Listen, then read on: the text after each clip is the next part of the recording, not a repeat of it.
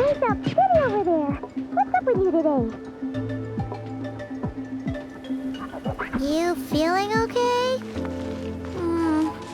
We've been traveling all over lately, so maybe you've come down with something. That's it. We're getting Baiju to check you over.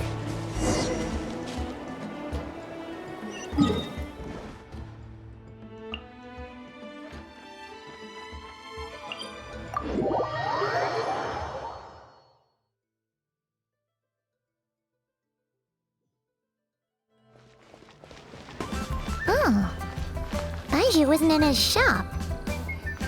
Oh, you're looking for Dr. Baiju. He's resting today, but he said to send any patients to the back room. Ah, okay. Thanks. We'll head on through.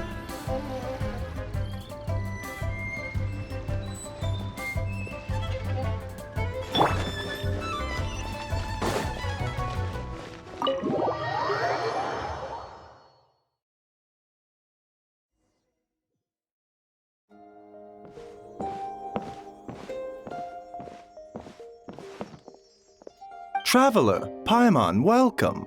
What can I do for you? It's the Traveler. He looks absolutely beat these days.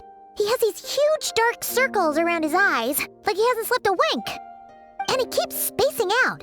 You have to call his name several times before he snaps out of it. What do you think it is? Is he sick?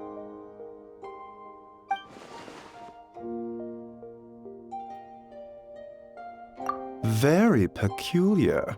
In all the time we've been acquainted, this is the first time you've come to me with a health complaint. Come, let me take a look at you.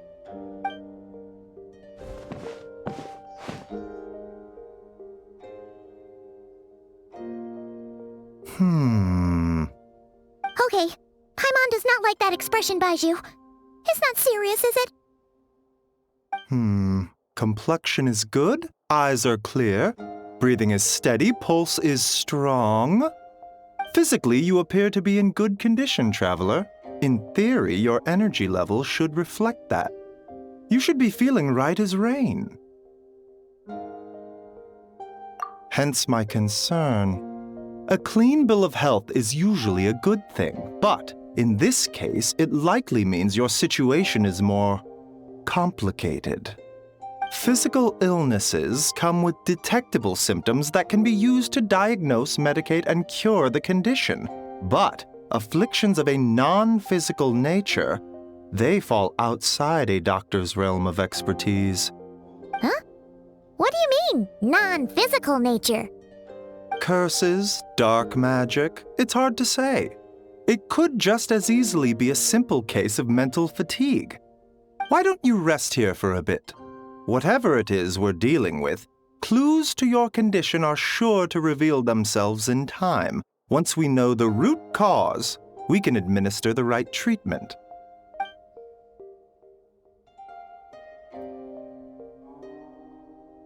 In the meantime, Changsheng and I will review the relevant literature for afflictions that present with mental fatigue.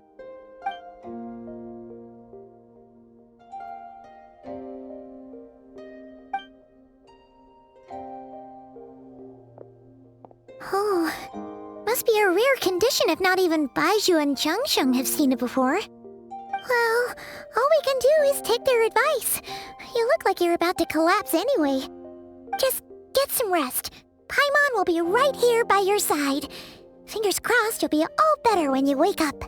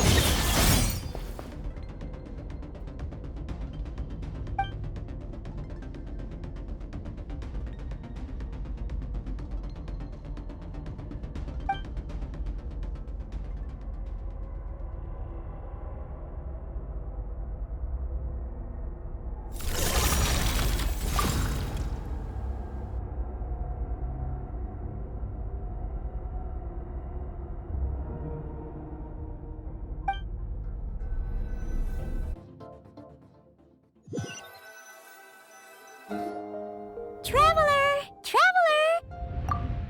Rise and shine! Time to wake up!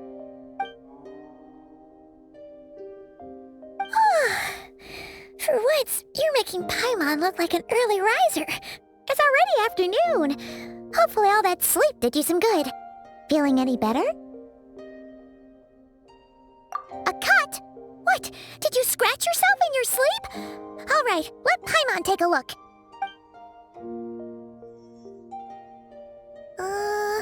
Nope, nothing there. Wait, did you have a nightmare? Okay, don't panic. Paimon heard that dreams tell us what we need by showing us the opposite. So, if you had a nightmare, maybe all you need is something to cheer you up. Come on, Paimon will treat you to something yummy.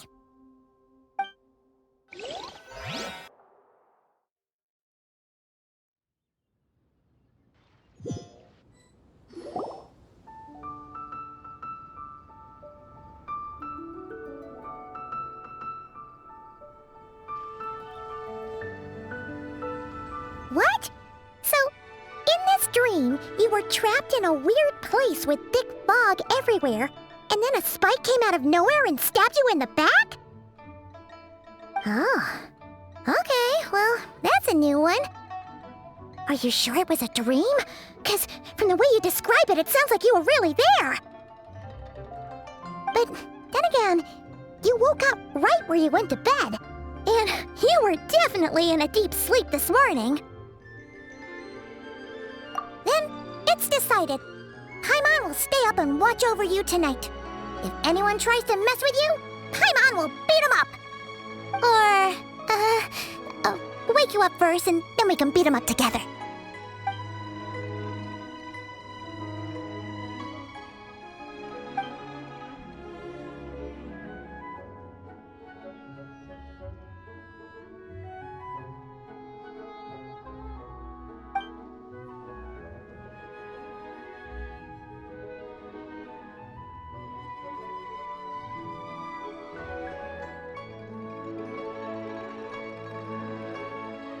Something is missing?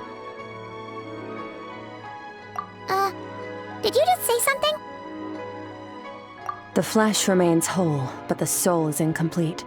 Left unresolved, the mind will wither away along with it. Ah! What the? Wait! Paimon remembers you! Your child's master! Skirk? Right! What are you doing here? The last time we saw you was at the Primordial Sea in Fontaine, right? But then we left and never learned where you went after that. Child's been looking everywhere for you, by the way. What brings you to Wanmean Restaurant of all places? You came here looking for us? And were you the one behind that hocus pocus just now? Tell me, what is it that you saw? Tight-lipped, huh? I suppose that's fair. You, I'll take a glass of wine. Oh, of course. Coming right up. We make this one in-house. It's not too strong. Enjoy. Chef Mao, I'll take a grilled tigerfish over here. Coming right up. If I knew we'd be this busy, I wouldn't have approved Shenhe's vacation. At the end of the day, what happens to you is of little consequence to me.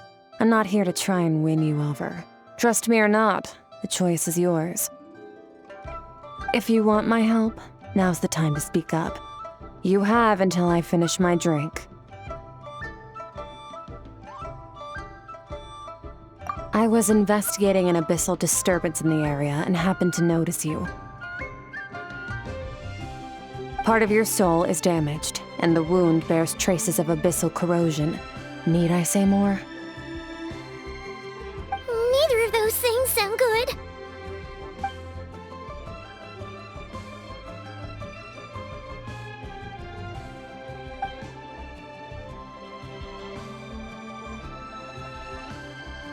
Well, should we trust her? She mentioned an abyssal disturbance. Maybe that has something to do with what's going on with you. But we could always find a different expert on the abyss to help us out. Yeah, and that thing she said about your soul being damaged is scaring, Paimon.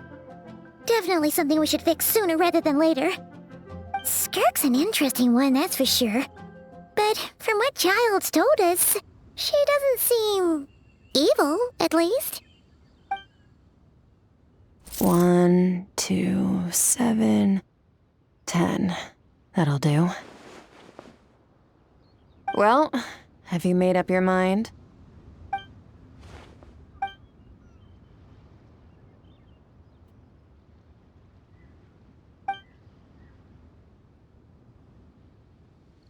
So, that's all we know, Miss Skirk. Ma'am, can you help us? So, you couldn't disperse the fog.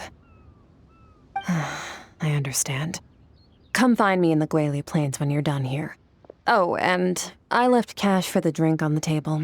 Settle the bill for me, will you? Oh, okay. Huh? She disappeared!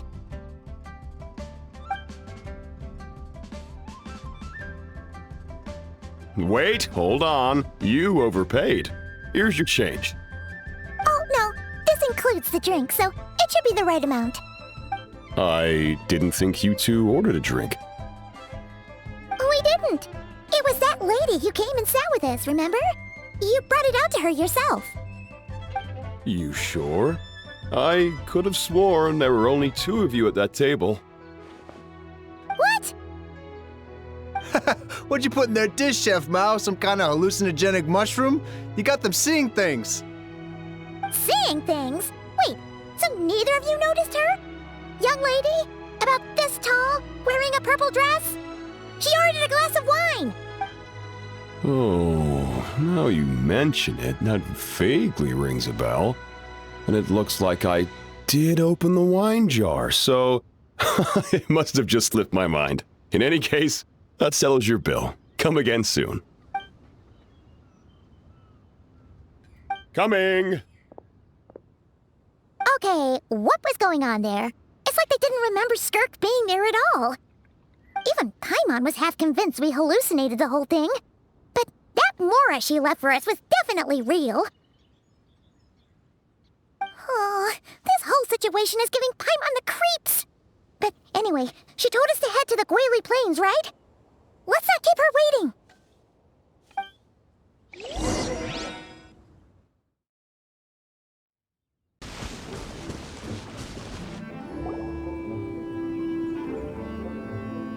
Whoa, what are all these rift hounds doing here? Huh, looks like they're collecting something. Let's go check it out.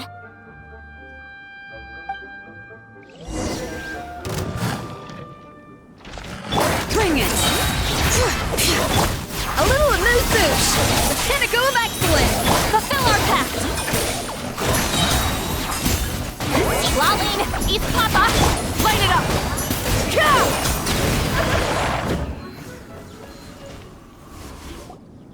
So, this is what they were collecting. It looks kinda like... Yeah. What is going on here? From the moment they are born, all beings with great power have an impact on this world. Even if their body is sundered and their soul extinguished, their influence remains. Gods are the most common example of that. The remnants of gods who fell thousands of years ago remain buried deep within the earth, carrying within them a warped will and a dark curse. Together, these remnants form what you call god remains, and it appears that some of those sealed here were dug up and removed. There are traces left, but they're fading fast. What are you doing? Nothing! Just wanted to make sure you were, real? She's definitely not a ghost traveler. Paimon poked her, and she's solid. Your life hangs in the balance, and that's what you're fixated on? Strange set of priorities. It was just a trick to avoid being perceived. If someone notices me, those memories are erased. Simple as that. Unlike you, I have no desire to establish a connection with the world. The weak and the lowly have no right to remember me. They're lucky they only have a few missing memories to show for it. Now, can we please get back on track? Okay. Where were we? Right. The god remains. So, basically, there's now less of them here than there used to be, right? Isn't that a good thing? In our experience, god remains are 100% bad news. A lot of terrible things have happened because of them. Maybe it's a good thing by human standards, but power doesn't come from nothing, and it doesn't just disappear for no reason. The remains aren't just gone, they were taken. Very clever, traveler. You aren't the only one who had something taken from you. There are victims like you everywhere. The only difference being, you can speak, and the remains cannot, so it went unnoticed. Something similar happened in Sumeru. Within the span of one night, countless consecrated beasts were slaughtered, and a large amount of the god remains buried in the desert went missing. Of course, god remains are just one of the targets. The culprit is chipping away at sources of power all over this world, including the Stella Fortuna above. Wait, you mean... the stars? 42 of them have died out in the past few months alone. In Conria, people believed that powerful individuals have corresponding Stella Fortuna. Even should that individual fall, their Stella Fortuna would not disappear, but gradually evolve into a new constellation. Yet now, stars are disappearing from the skies entirely, and it's not hard to deduce what's happening to the power they contain. Something has been leeching power from this world like a parasite steals nutrients from a host. And now, it's no longer satisfied with the remains of the dead. It wants you. This time, it only took a fragment of your soul. But next time, there's no telling how far it could go. No one knows. All I know for certain is this. Getting back what you lost will not be easy. Considering how much power this entity has stolen, it must be a god-level being by now at least. But that's not the real concern. Souls are fragile things, and yours could easily be crushed if you go up against it. So you're gonna help us, right? We're going to help each other. You are my ticket to uncovering this thing's true identity. Well, great! You seem super strong and you know a lot about the Abyss, so Paimon will take it. Don't get all mushy on me. All I'm doing is helping you get back to normal after a sudden crisis. And I should warn you, getting mixed up with me can have unforeseen consequences. We're on very different journeys. You don't want to be in my debt, trust me. You help me uncover the truth behind this entity, and I'll help you recover what you lost. This is a transaction, that's all. You would do well to remember that. Now, come along. Yeesh! You'd think she'd be a little friendlier since she's agreed to help us. But nope, she's just like when we met her in the Primordial Sea. So cold. Well, whatever. If that's how it's gonna be, then she doesn't deserve our friendship. What she does deserve is a super embarrassing nickname. Ah, Paimon's got it. Frosty the Lavender Melon. Serves that Ice Queen right. Anyway, the important thing is that we get that piece of your soul back. So, let's follow her and see what sort of plan she's got.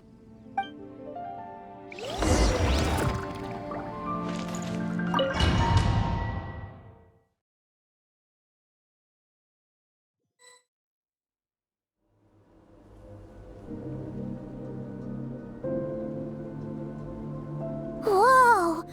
This place is way bigger than Paimon expected. Where are we? This is where I live. I suppose it's the closest thing I have to a home here. It is. I brought you here because time flows differently in this place.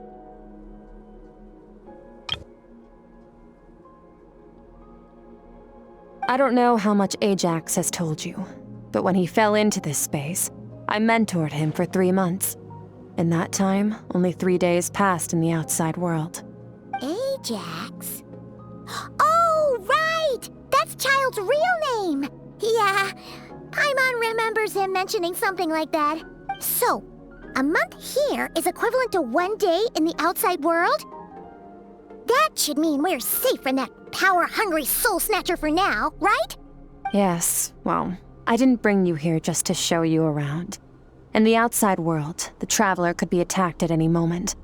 But coming here has bought us quite a bit of time. Now, we just need to figure out how to investigate that place you saw. The one full of fog. Both your description and the abyssal disturbance I felt point to that space having some connection to the abyss. It could even be a domain similar to this one. The thief who stole that fragment of your soul is hiding there. But the abyss is a chaotic and turbulent place. If we want to pinpoint their location, we need to see what that space looks like without the fog. Abyssal power can grant a special form of sight. Have you ever wielded abyssal power before? Okay, do you plan to learn?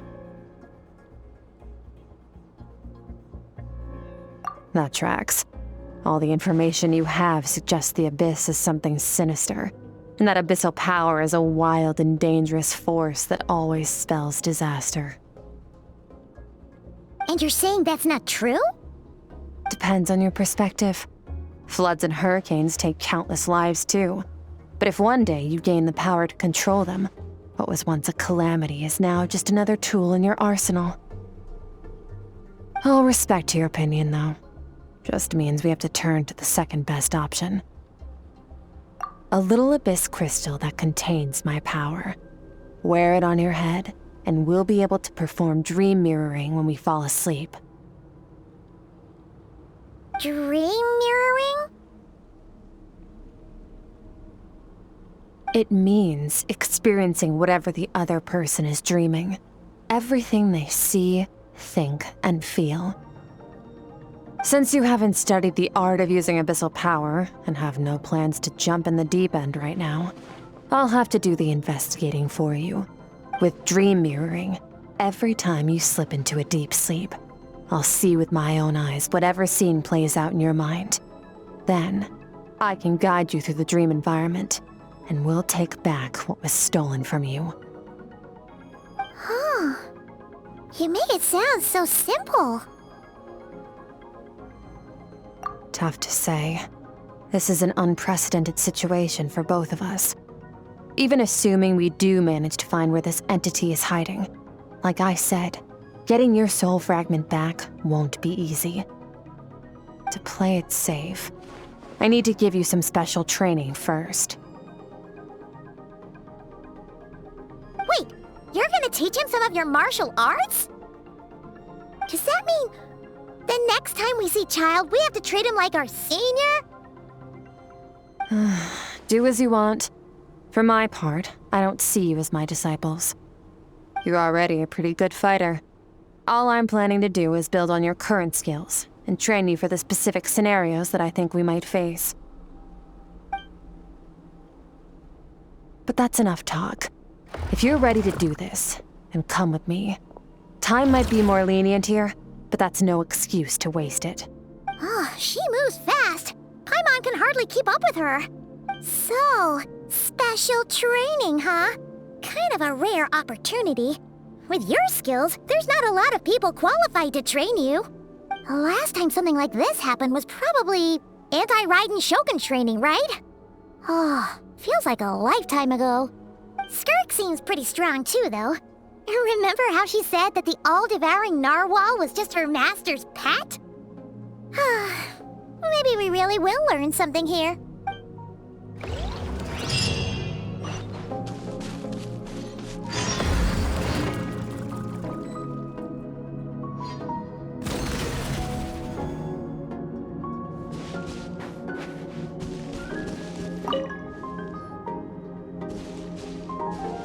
Ready? Bring it on! Your training will be split into 3 stages. Testing your blade work, elemental abilities, and reasoning skills.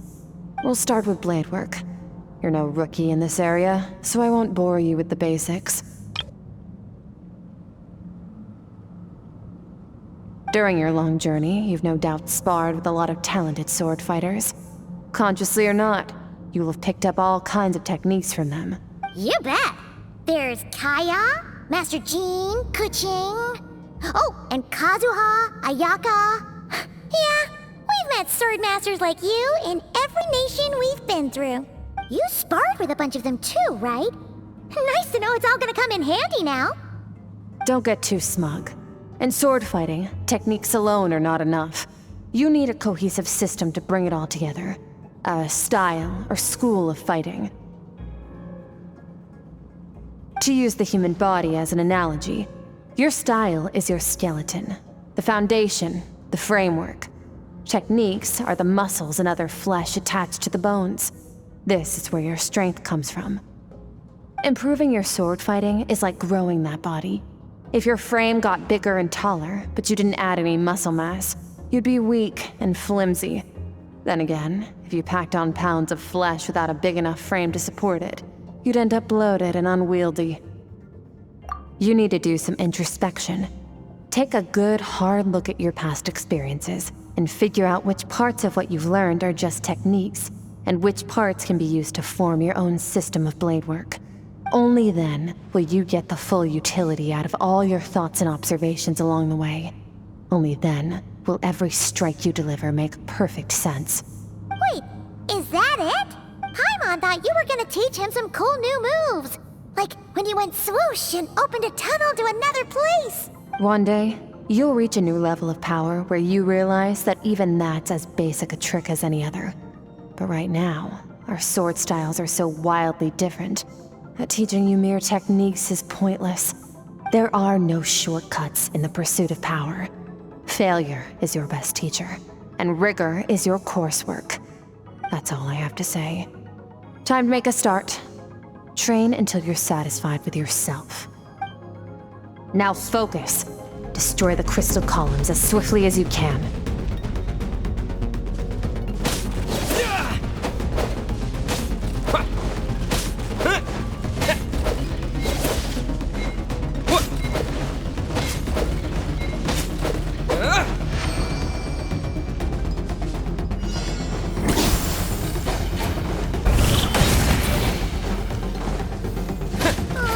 This is making Paimon's head spin.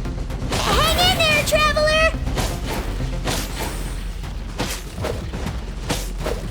Yeah.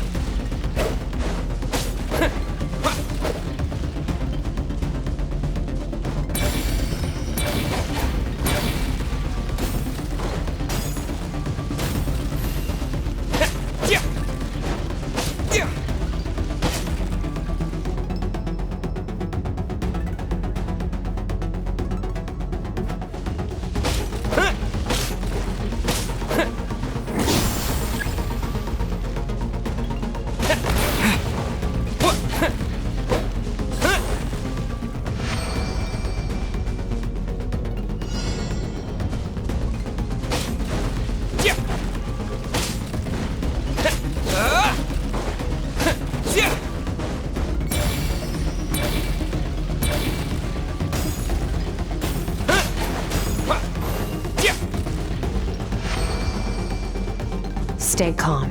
Use your head. You have to keep it together.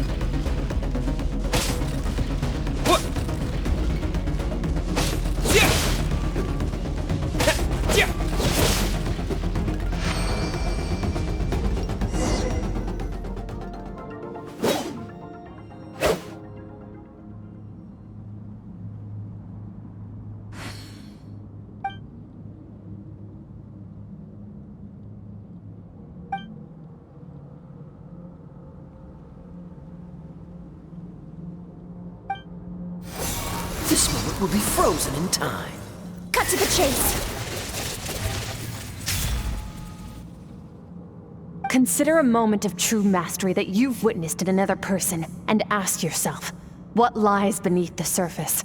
What's their guiding philosophy? What's their state of mind as they maneuver their weapon? Now take that and practice it right away with speed, skill, and strength, over and over, until your hand is one with your mind. This is the only path to true growth. Step on up. Dance with the waves.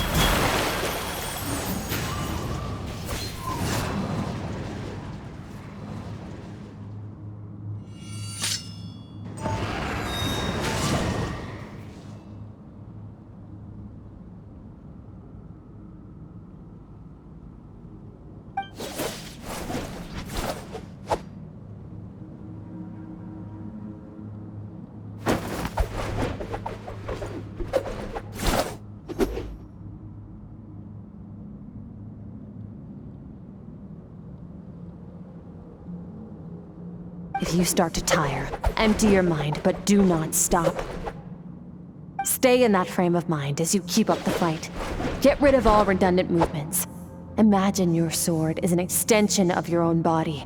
Wield it just as you wield your arms, hands, and fingers. 'Twas on a deserted, moonlit night that the hero approached the vile dragon's limpid lair. Ring cutter! Feathers fleeting wet, the white heron treads water, a sight without flaw. Master of Inazuma Kamisato art Tachijutsu.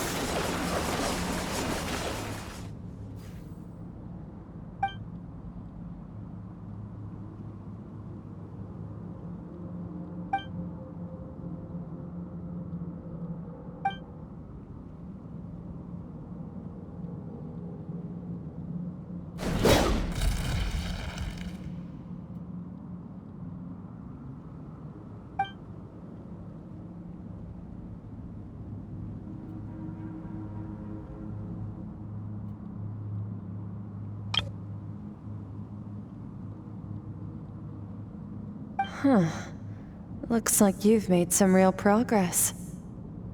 That concludes your training session. Awesome! Paimon knew you could do it! How do you feel? As you should be. Time flies when you're training hard.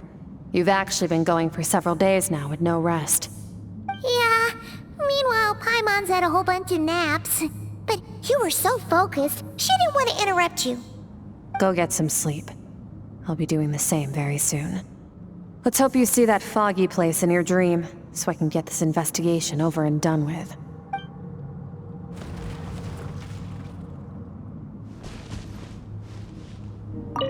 Sometimes, you have to practice a single movement 1 million, maybe 10 million times, before the breakthrough moment comes.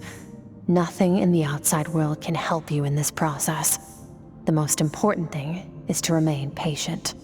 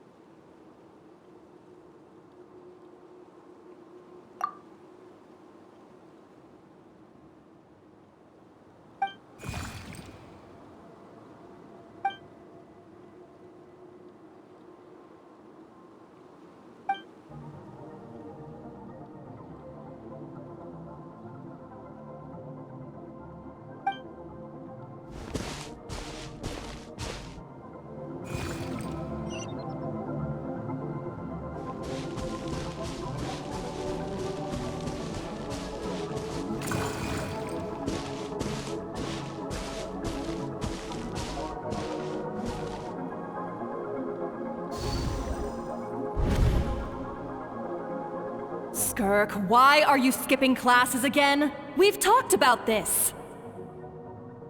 'Cause he's a crabby old man, and he's a boring old man. I don't like going to his classes. Excuse me? You shouldn't talk about your teacher like that. It's very disrespectful. All right, let's not get into a big fight about this. Skirk's learned what she needs. There's no point forcing her to sit through more classes if she doesn't want to be there. But I'd still love to hear about what you got up to yesterday. Why don't you tell your dad all about it? I went diving, and I saw this huge fish. I never knew they could get that big. It looked kind of dumb, though, with that stupid big fat head. I tried to shake its fin, but it just spat water at me. Oh, and today, I'm gonna go to that prairie up north. There's supposed to be this giant bird there that can spit fire. I bet if I climbed on its back, it could fly me all the way to the stars. Then I suppose your old dad should get one as a pet too. Otherwise, how are you gonna hear me call you for dinner up there in the stars? When it's time to eat, I'll come back on my own, Zilly.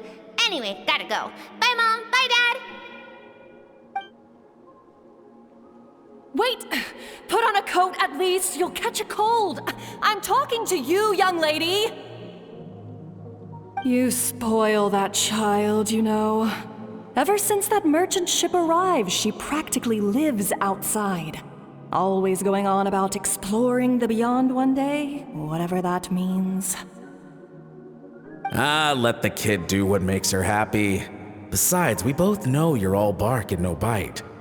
Come on, our little adventurer's gonna be hungry when she gets back. Let's get started on dinner.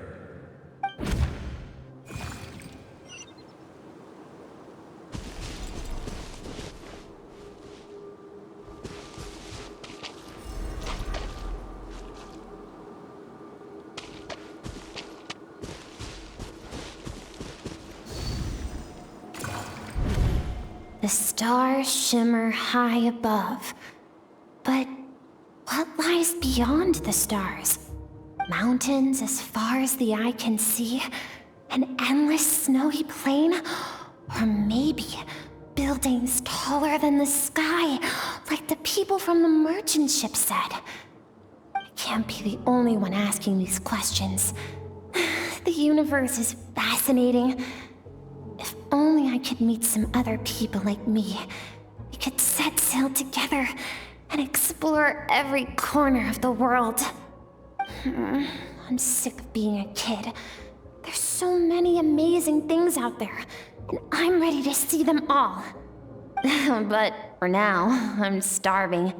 Better get back.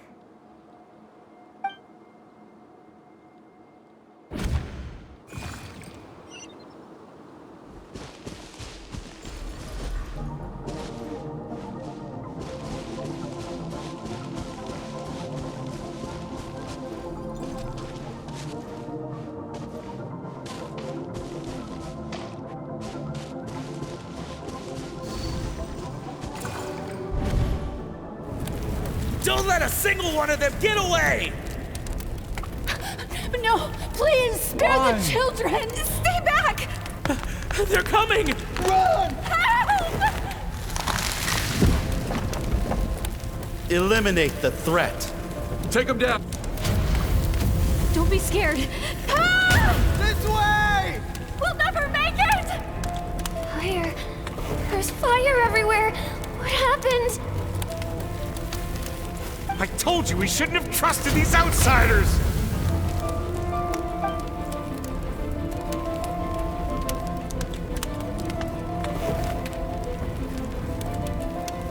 Why are you doing this? What did we do to deserve this? We welcomed you with our finest food and drink, showed you the best our home has to offer, gifted you cloth dyed by our own hands. And this is how you treat us? Run! Save yourselves! Captain, Zone 3 is clear and we have Zone 2 surrounded.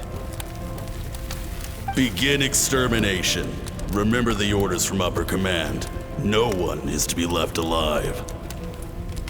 Rest assured, sir, we have enough munitions to annihilate these savages and burn their entire civilization to the ground. Good. The only ones who put up a real fight are that man and his wife, correct? What's their status? We shot the man in the ankles and the wife broke her wrist attempting to fight back. They won't be doing much more fighting. They're holed up in their home for now, but they won't last long.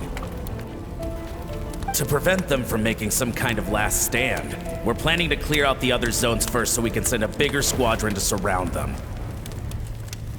Well, well. Turns out some of these beasts do know how to use their claws. Now the threat these savages pose will be undeniable. Let them cling to what's left of their lives for a little longer. Once the other zones are cleared, I'll cut off their heads myself.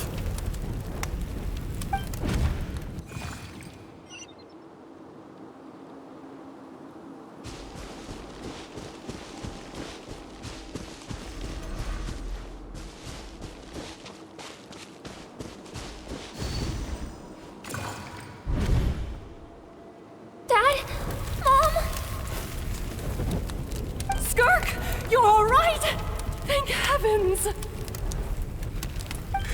I'm so happy to see you, sweet girl. But you need to go. It isn't safe here. They'll be back any second. What happened? You're bleeding a lot. Dad? Mom? This is the place. Alert all units. Prepare to surround. Run, Skirk! Run as far away as you can! Don't trust anyone! Your dad and I, we're not afraid to stare death in the face, but we need you to survive. My clever girl, so curious. You're already so brave. I know you're going to grow up to be such a positive light in this world.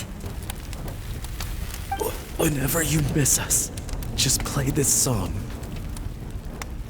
Remember, life is a gift.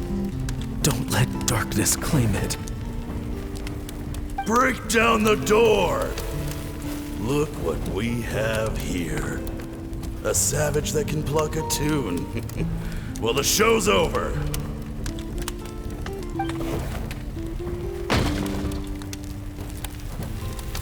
You! Stop singing! Shut it! I said shut it or I'll make you! Fine. Have it your way!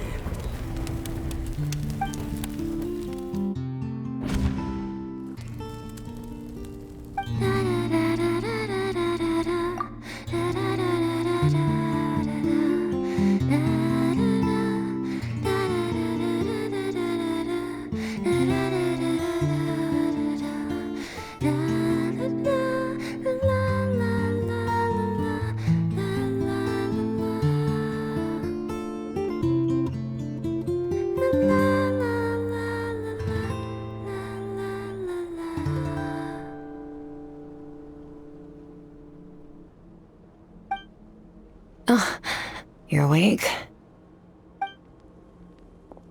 I found a few clues while you were asleep, but it's only a start. Now, time for the second stage of your training. This time, the focus is elemental energy. Come find me when you're ready to begin.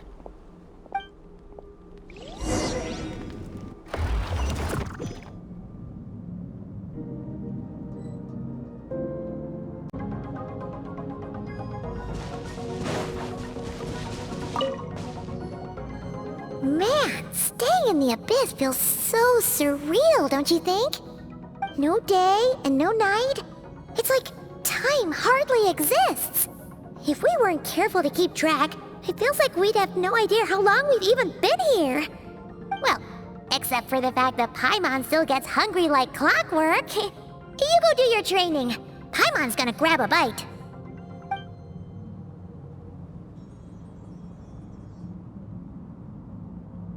The way I see it, the pursuit of power is divided into 3 stages. The first is mastering the use of standard weapons. Next is learning how to harness natural energy. And after that, you're free to challenge even higher dimensions. The natural energy of teyvat is, of course, elemental energy. But that's not my area of expertise. I draw from a different source of power. Abyssal power, yes. Also known as the power of the Void Realm. My master, Sertologi, is a true expert in that area. After all, he was one of the group of 5 that infamously stole the all-encompassing power of the Abyss, an act for which the people of Conria gave them the epithet, the 5 Sinners. The elemental energy of teyvat, on the other hand, is derived from the power of the Light Realm.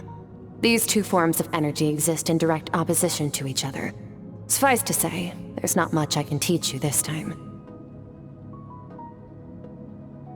A keen observation, traveler. Call it respecting local norms. The Abyss stands in direct conflict with the will of this world. So, to make my life easier, I disguise my power to make it appear cryo-like in nature. It's a technique I learned from some Conrian ruins, known as the 7 Shifting Serpent. If you ever change your mind about delving into abyssal power, I can teach it to you. So I've heard. You seem to have a knack for removing abyssal power.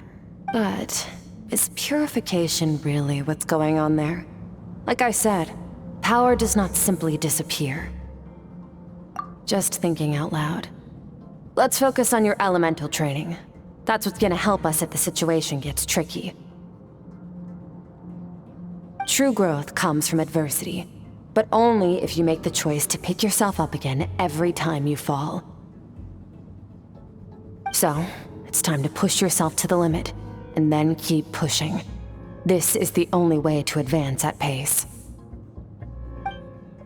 Use the power of Animo to clear the field as fast as you can.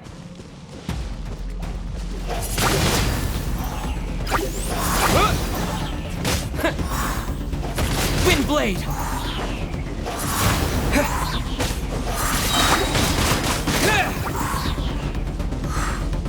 Disappear!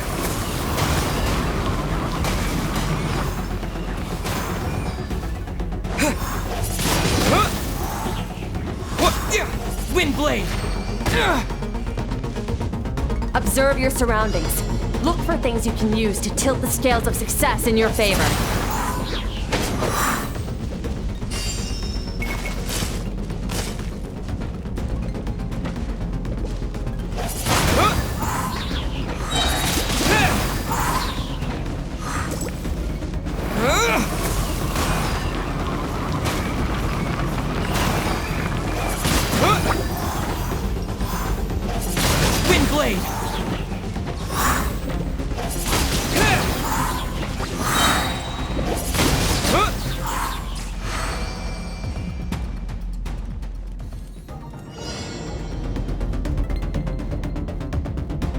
Use the power of Hydro to destroy the spikes.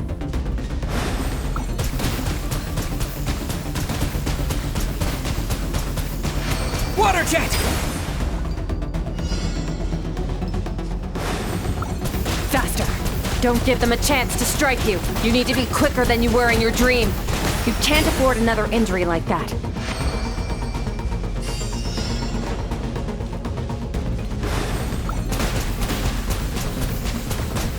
Water jet!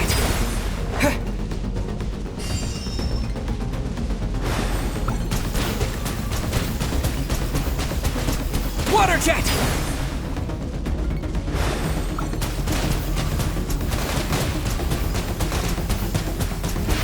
Water jet!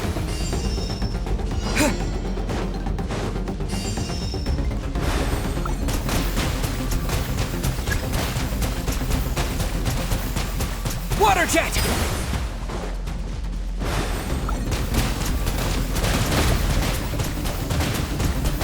Water jet!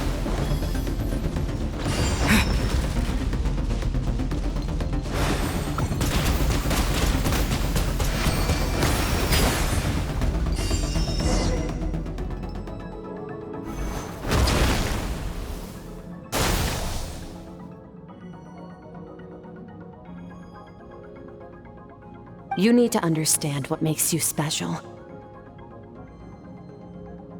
The ability to wield elemental energy without a vision and switch between the elements at will. It means your aspirations need no approval from the gods. Your power is not bound by the rules of this world. So be bold. Do not be afraid to chart your own path.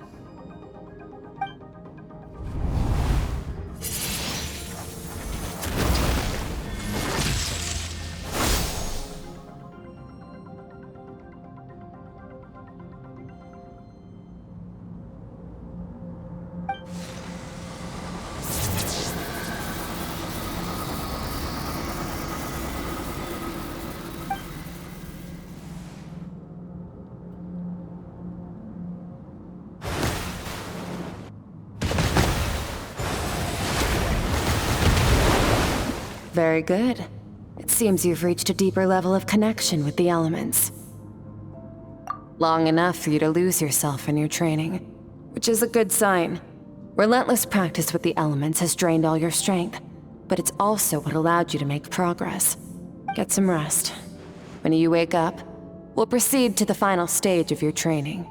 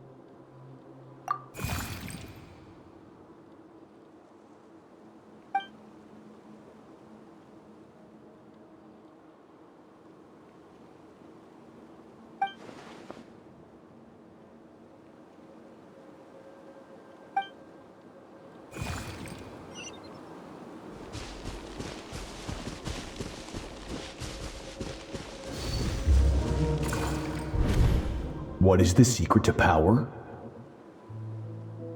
Longing, hatred, self-preservation. No, it is fear. The fear of losing those you love. The fear of watching your home burn. Fear of loneliness. Fear of death. Fear is the source of evolution. It forces humanity to adapt to their environment and overcome hardship. It is in the process of prevailing over our fears that we surpassed first ourselves and then the rest of the world. That fear is now part of you. It calls on you to evolve. And it is time to answer.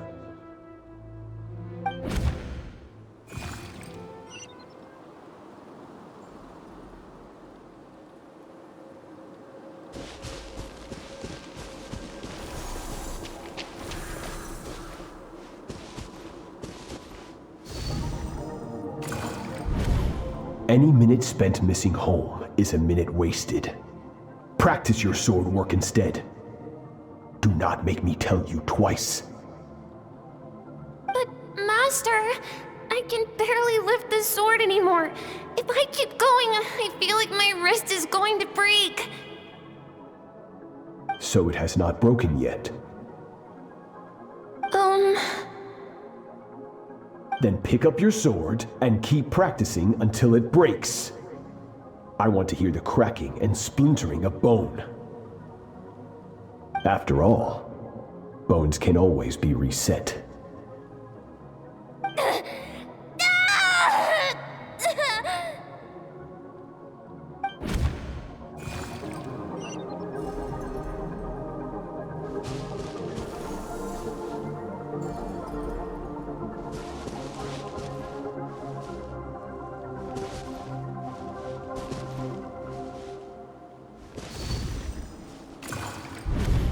Good Skirk. Once again, you survived. How do you feel? cold and pain. These are signs that you are adapting to the abyss. Each time the flesh is torn and the spirit crushed, each time you claw back from the brink of death, you become stronger. I now understand why these people sought to destroy your homeland. Your potential goes beyond even what I could have anticipated.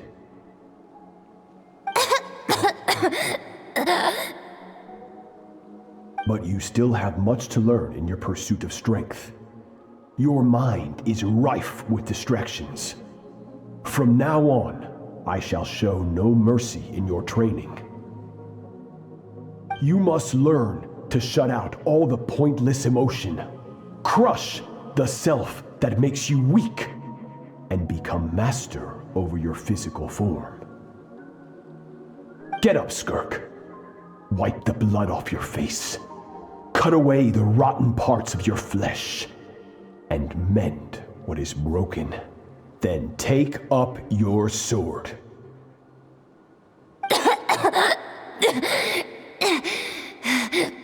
Yes, Master.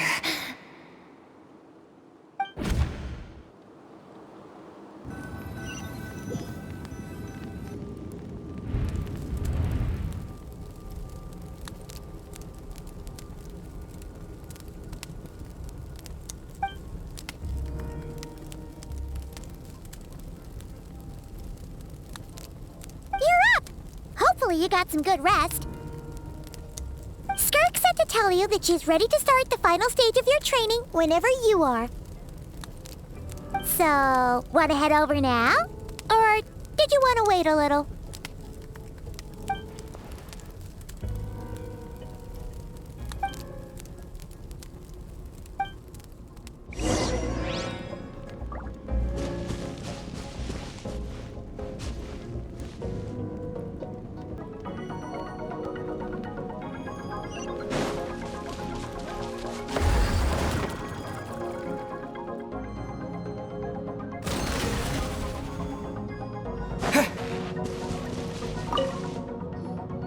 From your training so far, you have gained better command of the sword, and more control over your elemental abilities.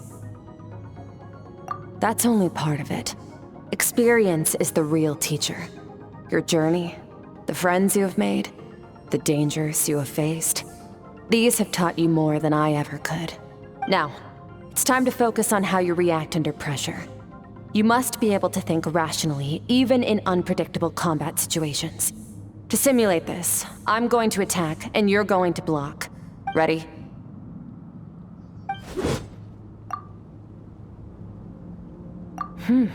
Not bad. That defensive stance looks near unbreakable. Just like your sister. Oh, that reminds me. You still don't know what happened to her, do you?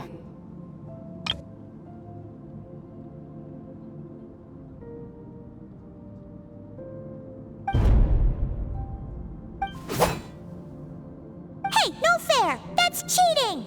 You think every opponent has the same moral code as you? You can denounce their deplorable methods all you want, but only if you live to tell the tale. The dead don't get to complain. Strong emotions will always arise in combat. Anxiety, anger, fear. But a true warrior is never at their whim. Only when you are free from the influence of emotion can you make the right choice, no matter the situation. How amusing. Almost sounds like you think you know me. But you don't. You can choose your own path. We are not the same. Let's begin. Try to use reason over emotion. Make the most rational and advantageous decision in any given moment. This is your final training session. Look alive. Same drill as before, but this time I'm going to interfere. Hold your focus.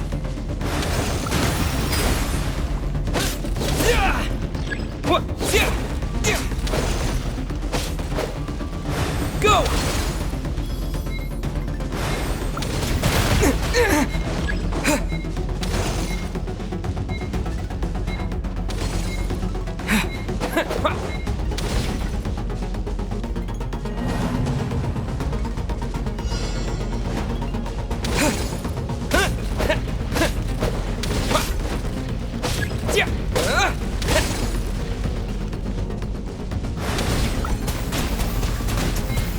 Water jet!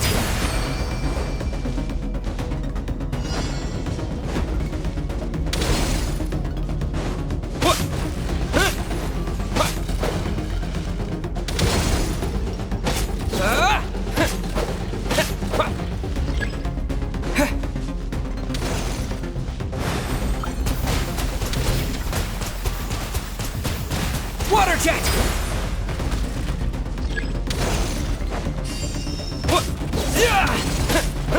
Yeah!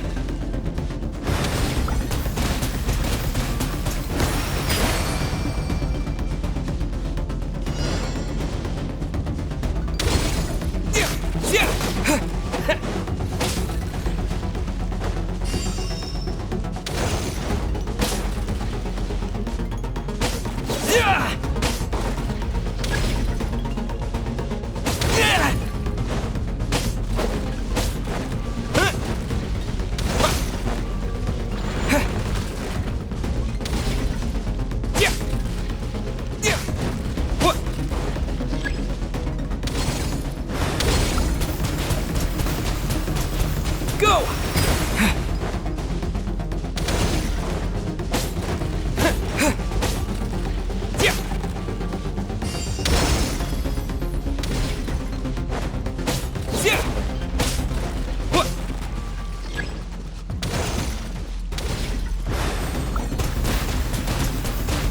Not bad. Better than I expected.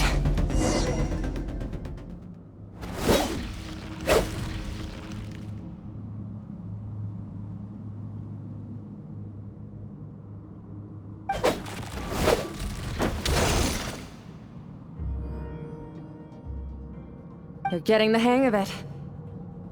The first step to controlling your emotions is controlling your mind. You want a unified train of thought. It all comes down to focus.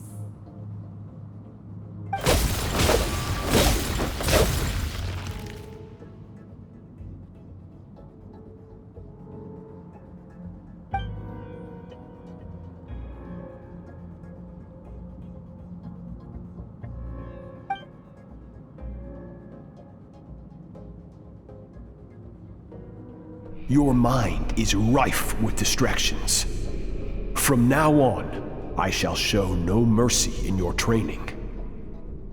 You must learn to shut out all the pointless emotion, crush the self that makes you weak, and become master over your physical form.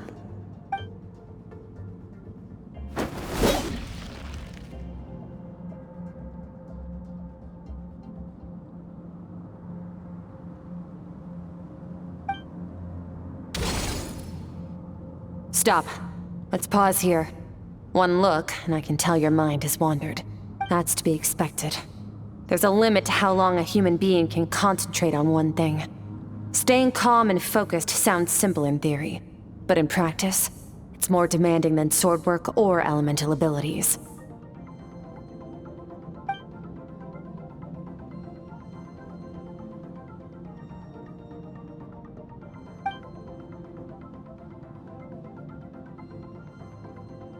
Get some rest.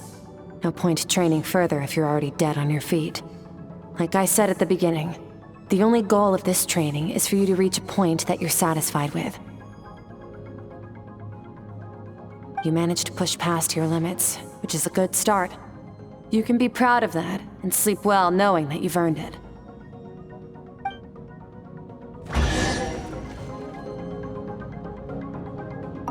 Warriors will train day and night to perfect their skills. But when the battle comes, their fate may be decided in a matter of minutes. One mistake, one moment of hesitation, and just like that, all their blood, sweat, and tears were for nothing. You need to push yourself to perfection, or you might not even live to regret it.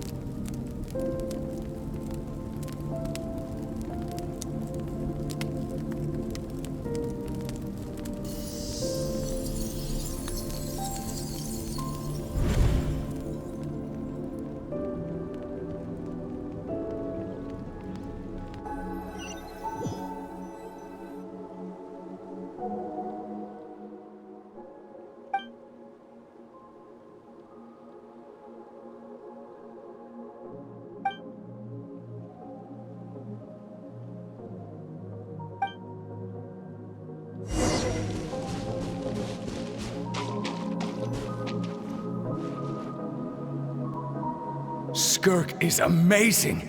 She faced down that terrifying giant and cut its head clean off. Oh, she got hurt though, didn't she? I heard it was pretty bad.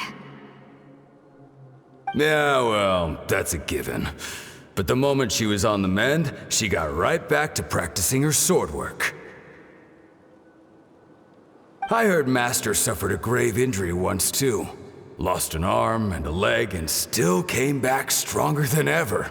Skirk's becoming more like him by the day. Oh, incredible. I wonder if I'll ever reach their level. They're always so resolute, so unshakable.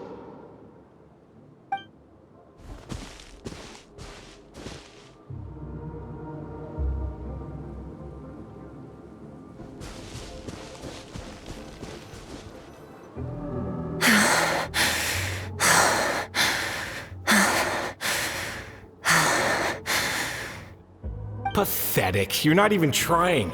You're so much weaker than you think. Skirk, have you become a positive light in this world?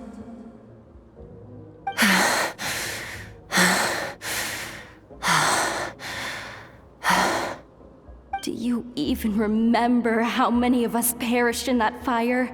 How many bodies were left to rot on the scorched earth? Yet you alone live on. Keep your gaze fixed on your blade. You don't deserve to rest. I have so many questions. I just want to jump in a spaceship, explore the whole universe, and get answers from the stars. I just need to wait till I'm grown up. Then I can do anything.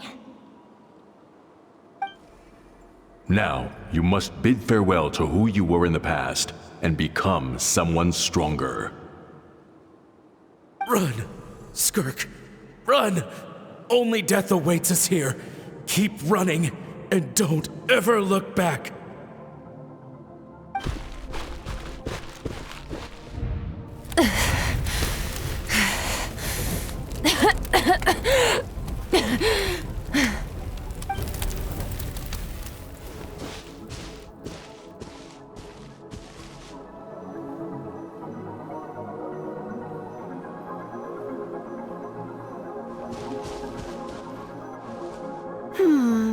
Let's see here. First things first, you need a new identity.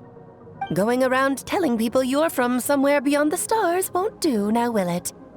How about saying you hail from beneath the earth instead? As the Conrian saying goes, venturing out into the universe and down into the abyss are the same in that both are braving the dark unknown. Well, I'm a visitor on this planet, so I'll follow the rules. Ah, splendid. That saves me quite a bit of trouble. Let me offer you a piece of advice in return, although it might not be what you want to hear. I know the pursuit of strength is important to you, but taking a moment for yourself every once in a while is never a bad idea. Ignore her existence for too long, and there will come a day when you can no longer hear her voice.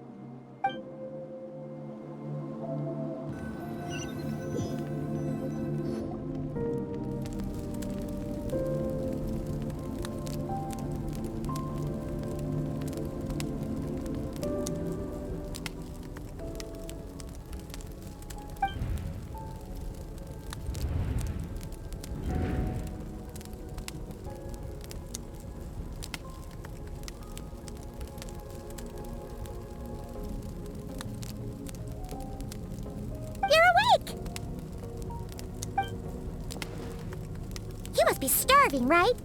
Ta-da! A barbecue feast just for you!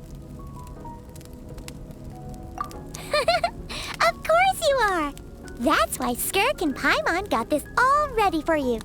Dig in, before it gets cold. Ah, well, if you're around someone long enough, it's bound to happen. Plus, Skirk can cook. So, Paimon decided she can forget the whole Ice Queen thing. Paimon's not one to hold a grudge. Here's an idea. Let's save the chit-chat until after the meal.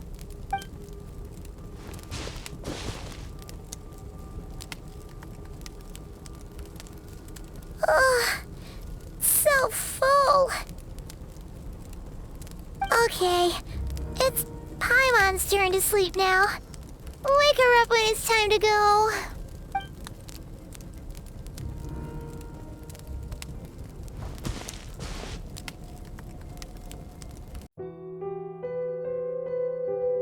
I have good news. First, your training is complete. You have what it takes to wield immense power. Now it's just a matter of putting it into practice. Continue to learn from your journey and hone your skills against formidable opponents. Second, I've located the culprit we've been searching for. Next, we just need to retrieve the missing part of your soul, and our business will be concluded. When Ajax trained with me, he once told me he was bursting with questions. So I allowed him to ask me 3 of them before he left. You and I may never meet again, traveler. So if there's anything you want to ask me, now's your opportunity. Just like Ajax, I'll answer 3 of your questions.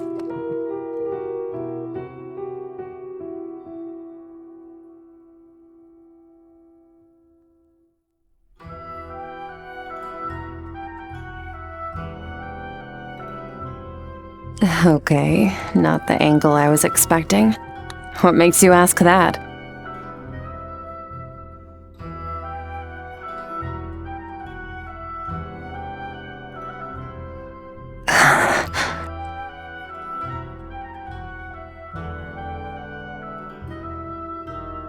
I knew that was a possible side effect.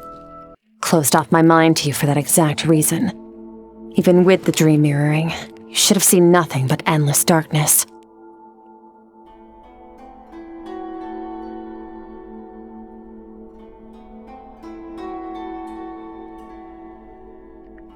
Whatever. Must have been a flaw in my execution. I shouldn't be too surprised. Due to some recent circumstances, my self-control has been lacking as of late. Since you've seen what you've seen, there's no reason to hide the truth. All I ask is that you keep it a secret. No, I'm not from Teyvat. I'm from a different planet. And there was a time when I journeyed through the stars. A lot like you in some ways.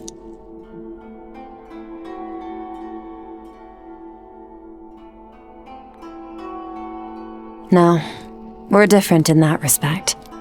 You're influencing the fate of this world. But me, I'm just passing through. Several hundred years ago, my master, Sertologi, opened the border between worlds and sent me here. But this is not my home. And one day, I'll return to the vast unknown of space. So, there you have it. On to your second question.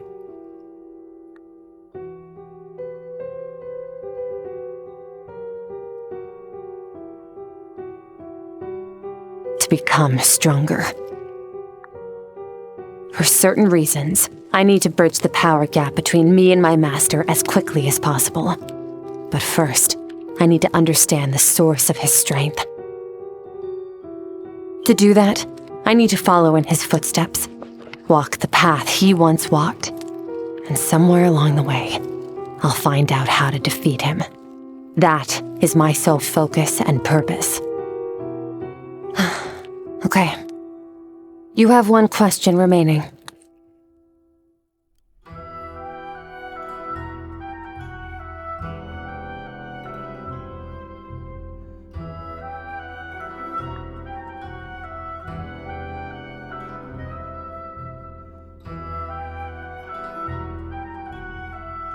You make it sound so easy.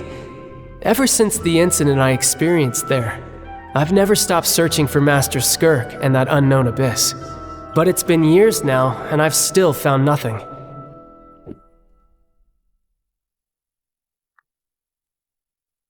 Well, your last question?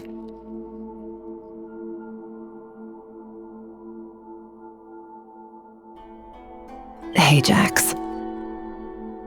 His situation is different than yours.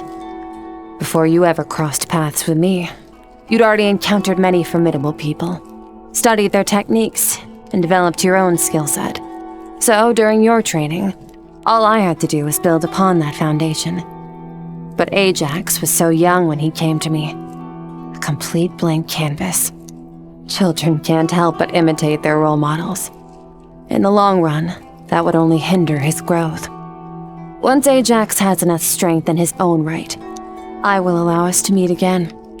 Until then, let that motivate him to reach his full potential.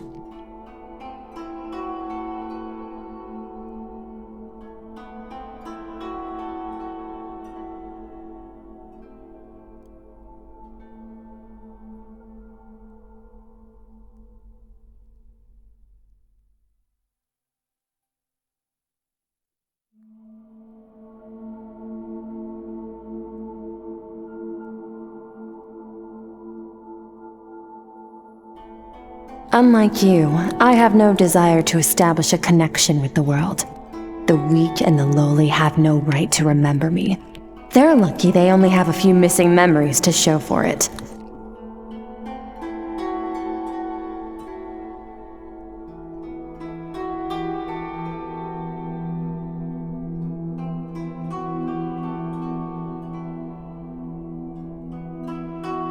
Wake up your companion. It's time to go. Oh, and everything I just told you, best keep it a secret from her as well.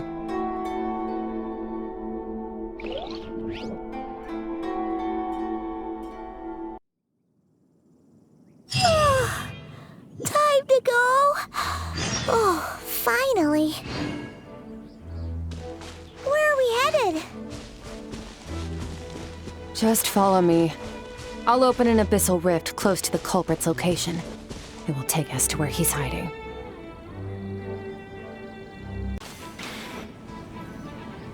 Wait, this is near the chasm, right? Yes. If we enter from here, we'll be able to reach that place from your dream. You have some experience with abyssal domains by now, but still, this is someone else's territory. Best to proceed with caution. Don't worry, Paimon's an expert at hiding behind other people for safety. Oh, but, that means you need to stay safe, traveler.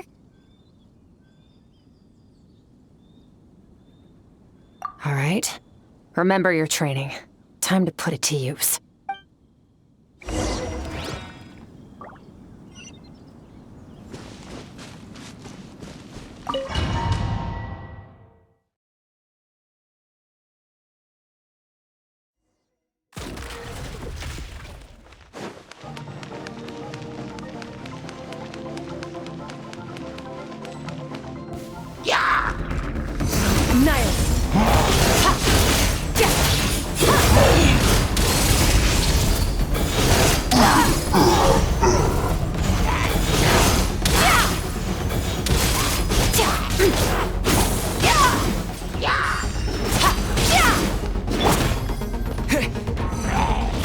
Water jet!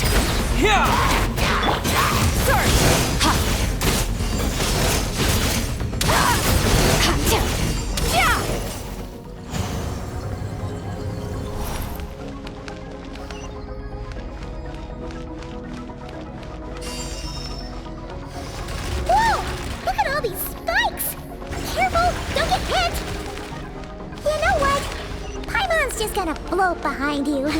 Come on, you got this!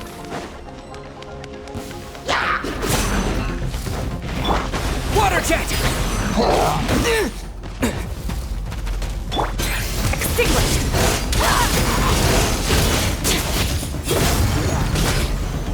Hey, what are you two doing here?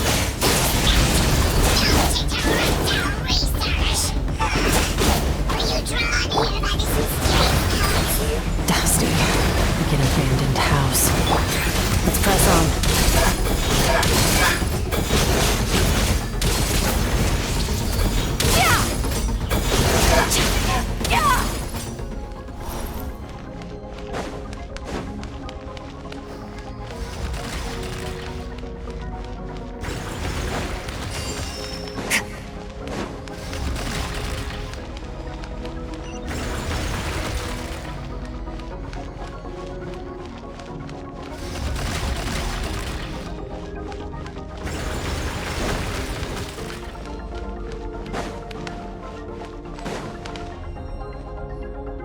Oh, looks like this is a dead end. Did we make it to his hiding place? Ugh, this fog is making it impossible to see anything! This should be the place where you were attacked, Traveler. The missing part of your soul should be nearby. Can you sense where it is?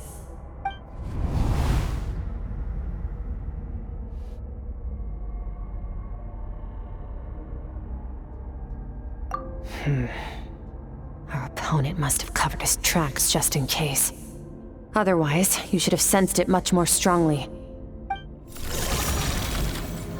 Hold on! Look! The spikes are back! Stay calm. Let's hold back a little. Give our enemy some wiggle room so we can see what we're dealing with. If you're too reckless, we might be playing right into his hands. Our enemy took part of your soul for a reason. It's likely he integrated it into his attack somehow. If we're smart about this, we can track it down.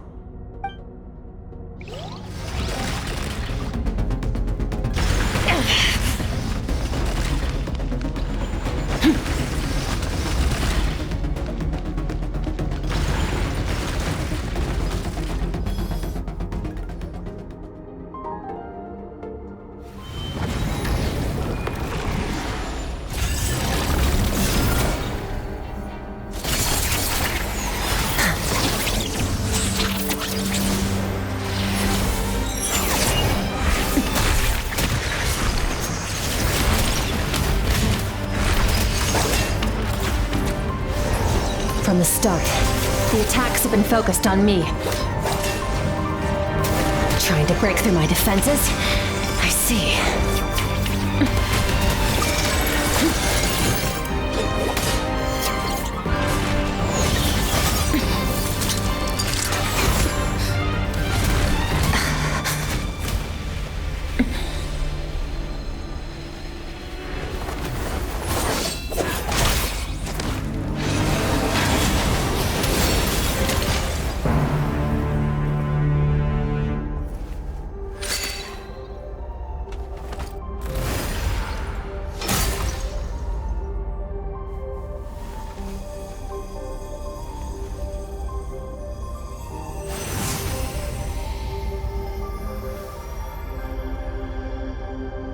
There.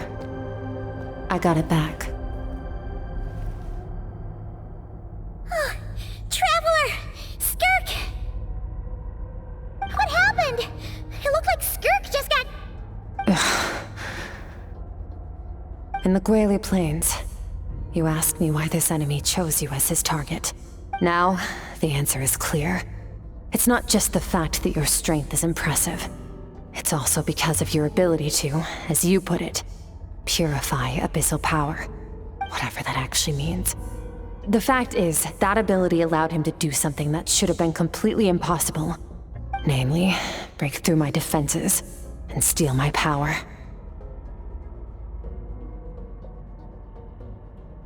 No, he couldn't have known I'd come to his domain. He only stole your soul fragment because he knew the value of its power. I doubt he expected it to come in handy so soon. Call it fate if you want. I believe that's the term they use in this world for arbitrary coincidences like this. In any case, it works to our advantage. Once I realized what he was using that power for, it gave me the chance to get back what you lost. I'll cope. Well, done gorging? Good. Time to answer some questions. How did you get the power of the all-devouring narwhal? The all-devouring narwhal? Oh, of course! Paimon knew that spike thing looked familiar. It looks just like that narwhal's horn!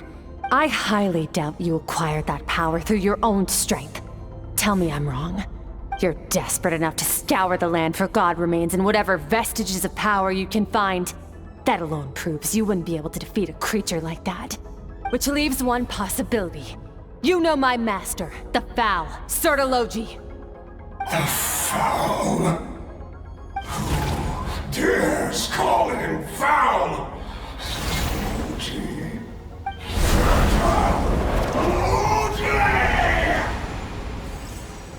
What's wrong? Bit off more power than you can chew? You're struggling to hold a basic conversation. Just a little longer. I'm still...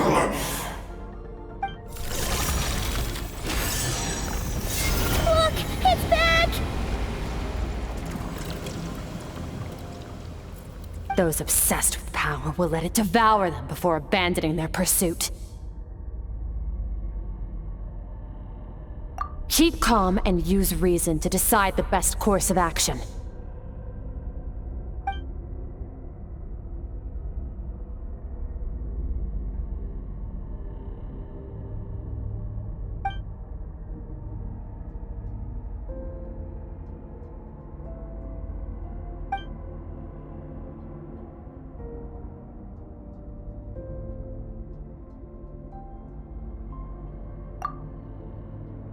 Wise decision. Final victory doesn't always come after a single battle. You've got your soul fragment back, so we both got what we came for. Let the enemy draw breath while he can. It won't be for long. Get us out of here, Traveler. You'll need to lead the way this time.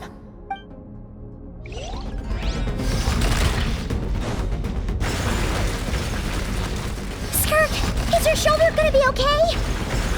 The wound is minor. It'll heal in no time. You should focus on getting out of here alive instead. Uh-oh! Falling spikes! Run!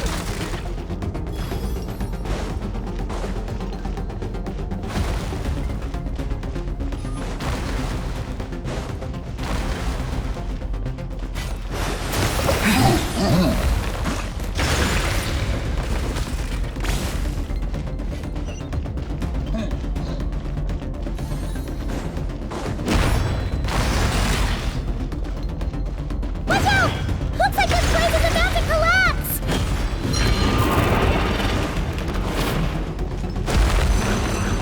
So, this guy's power has something to do with the all-devouring narwhal. Did you know that all along, Skirk? I had my suspicions. That's why I decided to investigate in the first place.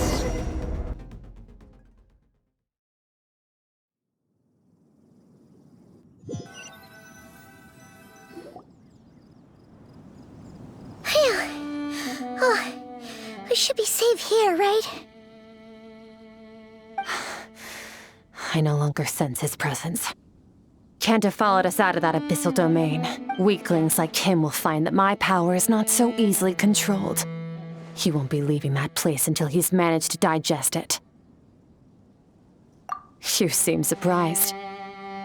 I suppose that's fair. You've seen but a fraction of what that whale is capable of. That gaping maw could swallow a planet whole. It's called the all-devouring narwhal for a reason. Devouring is what it does best. It can extract power from anything, dead or alive, as long as it manages to make physical contact. Yeah. When we had our run-in with that thing, Neverlet mentioned that it has an instinct to devour. Your dragon friend recognized the nature of its abilities and used the power of Hydro to protect you. That worked because it was in a satiated state, so it was somewhat less aggressive than usual. It's a different story when it has no more power to feed off of. That's when its true voracious nature kicks in. It could devour everything on the planet in that state, which is why I cast it into that void space, but I hadn't counted on there being anyone left on this planet capable of wielding its power. To me, that says he must have encountered the whale a long time ago. Meaning, he must have known my master. Exactly. It told me everything I needed to know. Hence why I said we both got what we came for. And I believe that brings our transaction to an end. Now that you're whole again, you can get back to your own journey. I'll handle the rest of this situation myself. No way! We can't leave now! Something was stolen from you because of us! We have to help you get it back! This isn't my first taste of failure or losing power. When you fall, you get back up again and become stronger. That's how it is. But what if that monster finds you before you're all better? Plus, how are you gonna get home? It's not like you can just go swoosh and open a door to the abyss again. Not without your full strength. So, sticking with us for the time being doesn't sound so bad, does it? Fair enough. Then take this. What is it? A bag of Mora. Nothing in this world is free. I know that much. I'll leave the planning to you. Hurry up and decide where to go. We shouldn't linger. We should take Skirk somewhere she can rest. But where? Paimon gets the feeling Skirk wouldn't like being around a lot of people. Oh wait! Baizhu said we could rest in the back room of the pharmacy, didn't he? Let's head there! He'll know something about Master. I'm sure of it. Next time, I need to be ready. Fine. It was just a scratch. It'll take time to recover my strength, of course. But adapting to situations like this is nothing new for me. Oh, this. It's a star crystal suit. Abyssal energy is scarce in Teyvat. Wearing this helps me access it more freely.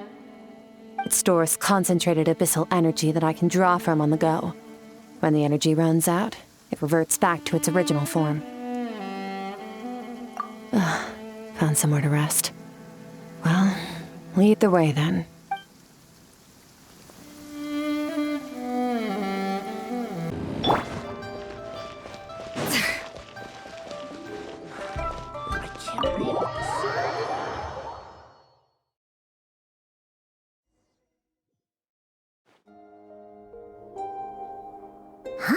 This bag from Skirk has a ton of Mora in it.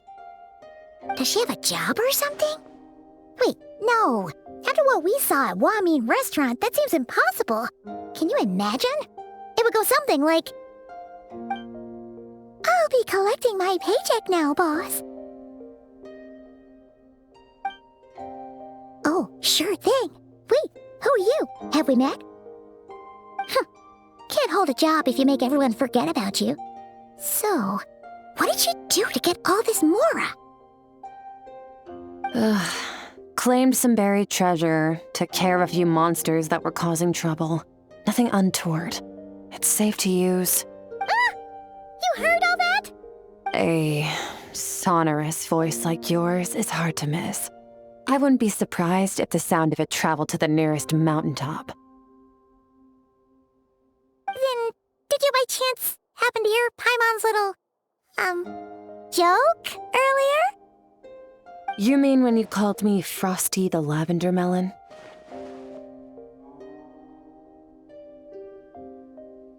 No, sorry. Paimon totally misspoke just now. She didn't say that at all. It was, a Paimon lookalike. Yeah, she's a piece of work, that one. Always impersonating Paimon and giving people weird nicknames. Okay, fine. The truth is, Paimon didn't like you all that much at the start, but things are different now. You helped the Traveler in a big way, so what do you say? Friends? I noticed there was only one bed. Go ahead and get some rest. Wait, what about you? I don't get tired, and I don't need rest. I'm going to practice my sword work. That should help me regain some strength. But your shoulder... Hey, don't just leave! Whatever. Let her tire herself out. She'll come back eventually. Let's get some sleep, Traveler. That comfy bed is calling, Paimon.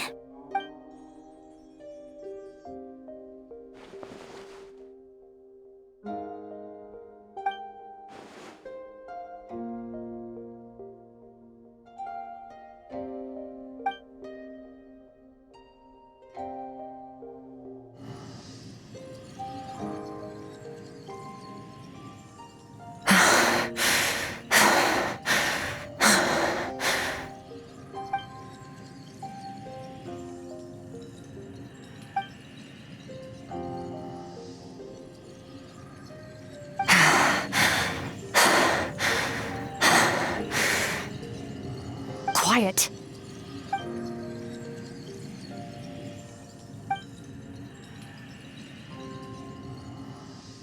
Do you even remember how many of us perished in that fire?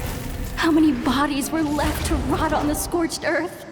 Yet you alone live on. Keep your gaze fixed on your blade. You don't deserve to rest. Run, Skirk. Run! Only death awaits us here. Keep running, and don't ever look back.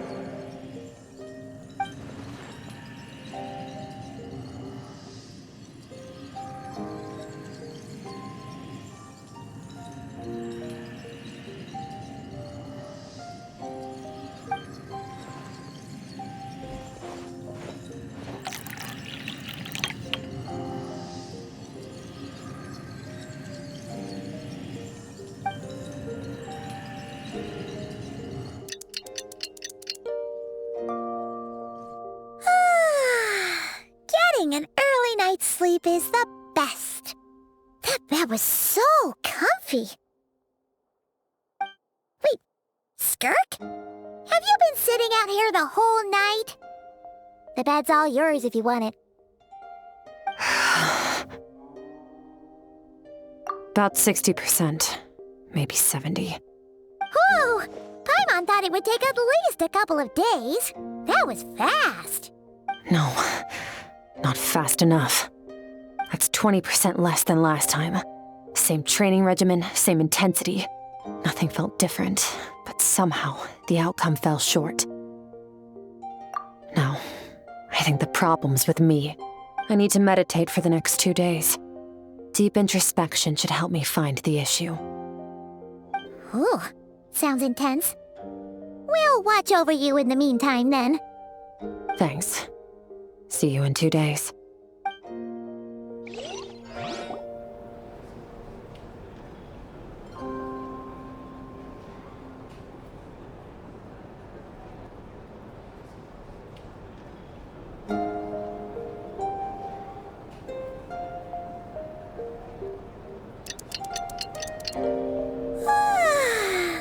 Morning! Skirk is still meditating, huh? It's been 2 days already. Shouldn't she be awake by now? Paimon can't think of anything we can do to help. Oh, wait! Breakfast! That's it! Paimon will go get breakfast! Skirk is gonna be starving when she wakes up. Be right back.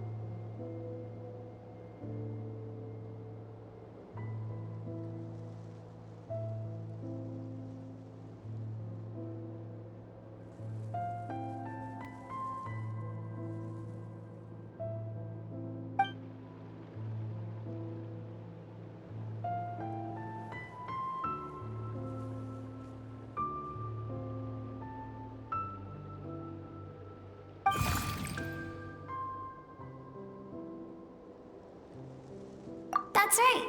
This is Skirk's inner world. Think of it as the threshold between the soul and dreams. This isn't your first time here, but what you remember is probably a space covered in darkness. I only managed to illuminate a small portion for you back then.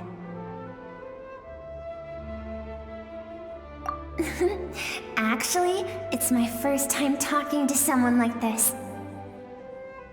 I only managed to break free and bring you here because the injury weakened her power. I guess that's why I can speak again, too. Call it fate, if you want.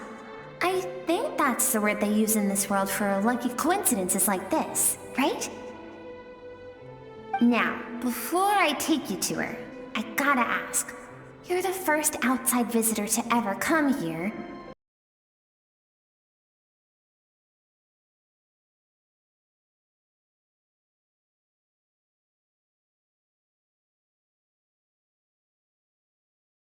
Strength. Strength accumulates over time. It is the summation of a person's lived experience. So this river is where all the fragments of Skirk's life should converge into a single stream of memories and emotions, flowing forward as one. But as you can see, this river has been severed numerous times. It's because Skirk doesn't like who she was in the past. And all she sees reflected in the river is a disgraceful shadow of who she was. She cuts through water and rock with the sword of reason, severs her connection with the past, and begins anew.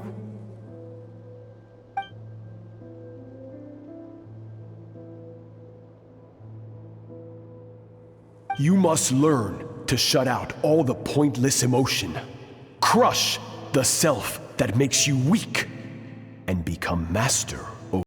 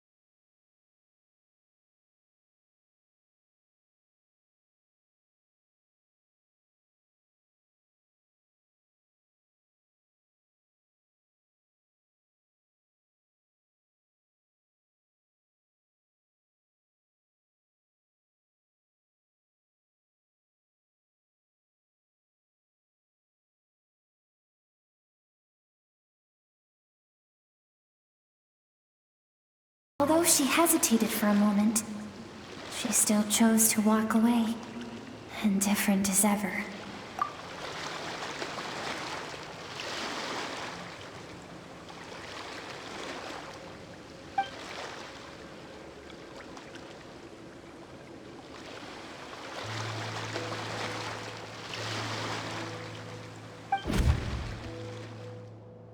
Seems like you've answered your own question. Skirk sees herself as a trespasser in this world. She's made a conscious choice to avoid altering its path. But the reason for that decision stems from events much earlier on in her life. Let's keep going.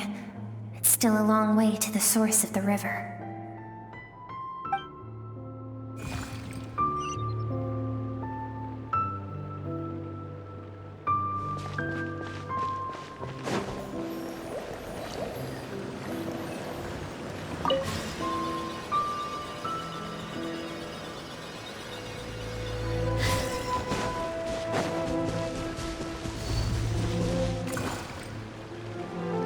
You now have what it takes to wield immense power. From this day forth,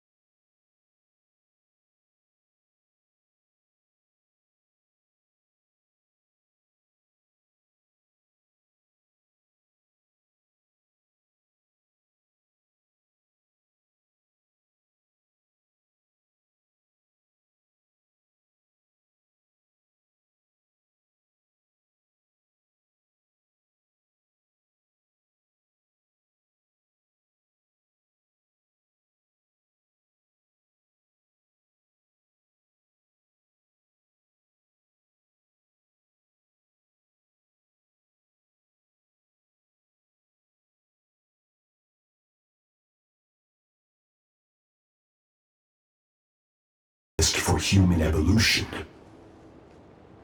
You have tasted loss. You have known fear, so deep it can be felt in the bones. But as living beings, we all have an instinct to detach from that which harms us. And thus pain dampens over time, and the acrid taste of fear becomes but a distant memory. Yet now, I have bestowed upon you the gift of fear eternal. It will drown you in the nightmare of your childhood, or it shall drive you to defeat me, whatever the cost.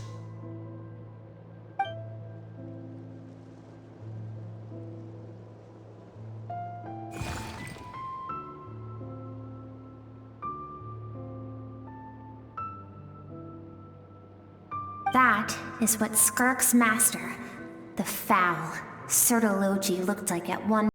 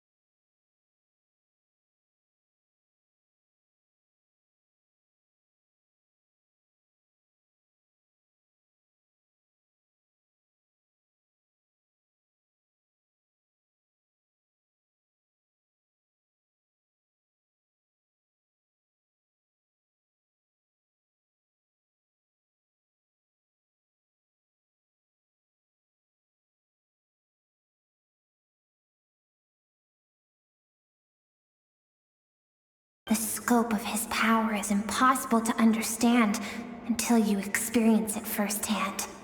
It is absolute, the power to crush all things. Shall we keep going?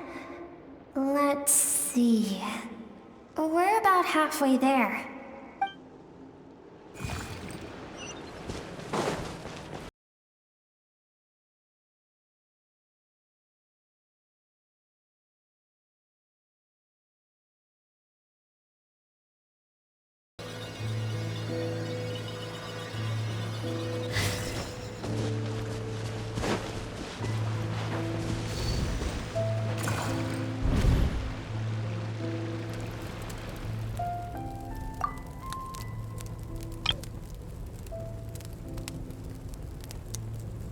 We've made it quite a ways already. This is Skirk, when she first began training under Sertologi. I have set your broken wrist. Tomorrow, you're to train twice as hard. No tears this time. Good. Attempting to garner sympathy through tears is a habit of the weak. A pitiful, useless ploy. Can I ask a question, Master? Why did you save me? I keep thinking, maybe it would be better if I had died. I wouldn't be haunted by that fire all the time. I wouldn't have to go on like this. I saved you because I have a plan for you. It has been too long since I fought a battle that demanded my full strength, and I hunger for it. Every so-called genius and prodigy I have faced has crumbled like sand underfoot. Before me, even fate bends the knee. So, I will teach you everything I know, train you by whatever means necessary, in the hope that one day, you might surprise me. But I don't want to draw my sword against you, Master. What you want matters little.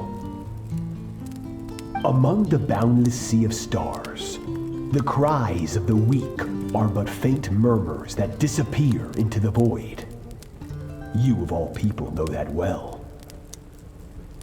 Yes, Master. From that day forward, all she knew was grueling training, emptiness, and fatigue. After some time, her talent bloomed, and she gained control over her emotions, like her master. How should I put it?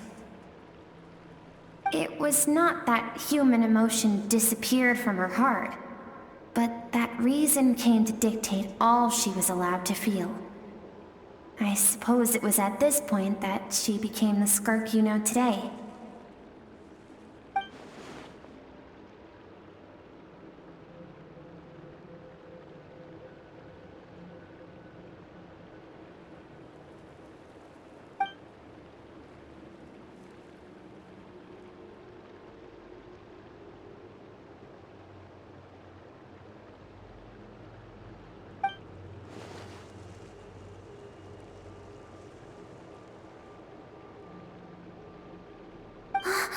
We're nearly there. I almost don't want to reach the end. Well, shall we? This is the final stretch.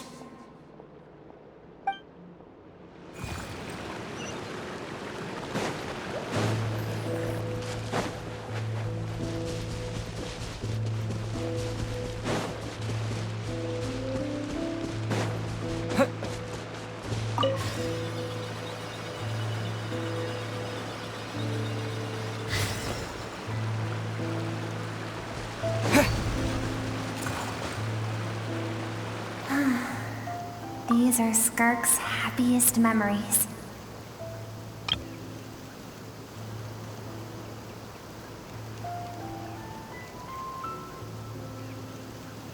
What a simple and carefree time it was. Wisps of clouds dotted the sky. The sun bathed everything in golden light. And when song filled the air, not even the shyest of flowers could resist swaying along. This is Skirk's homeland.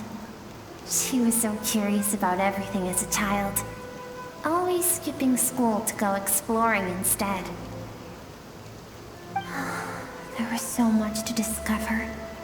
The treasures at the bottom of the sea, the secrets beyond the stars, and that merchant ship packed with adults wearing those strange clothes. Yes. The ship. That was the beginning of the end. It was a spaceship. When it arrived, the people that disembarked wore smiles on their faces and spoke of friendship. They claimed to be merchants from a neighboring planet, looking to establish trade.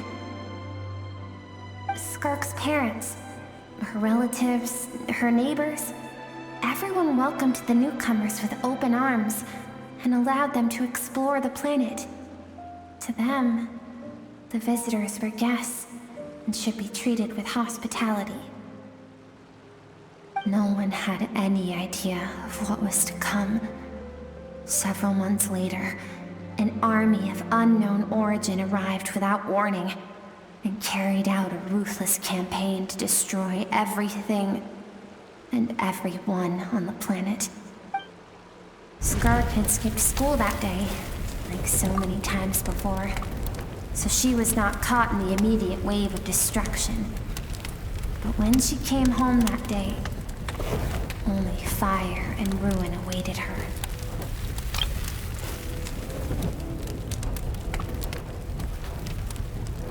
Countless people cried out to her for help. People she knew and loved. Friends and relatives. The little girl who lived next door. The shop owner with the bad leg. The bad-tempered teacher she had made fun of just that morning. their lives were discarded like worthless trash, as the fire consumed one life after another. Skirk was helpless. All she could do was run. And so she did. She kept running, until an unexpected figure crossed her path.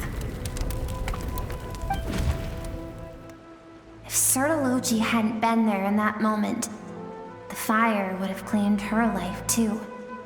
And there she would have remained, left to rot in the scorched earth, with no answer as to why any of this was happening. Because she and her people were seen as a threat. As the initial merchant ship explored the planet, they discovered that it hadn't always had the condition to support life.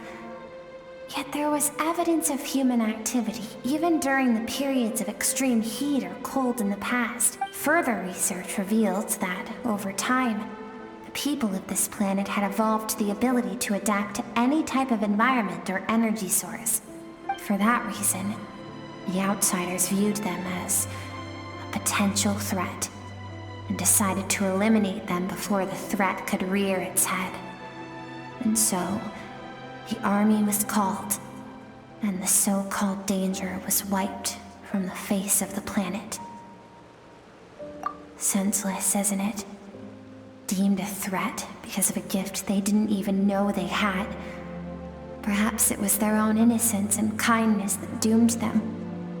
But in the end, that was lost to the blaze as well.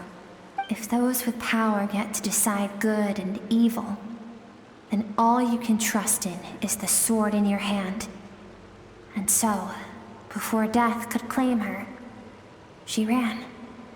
She ran and never stopped.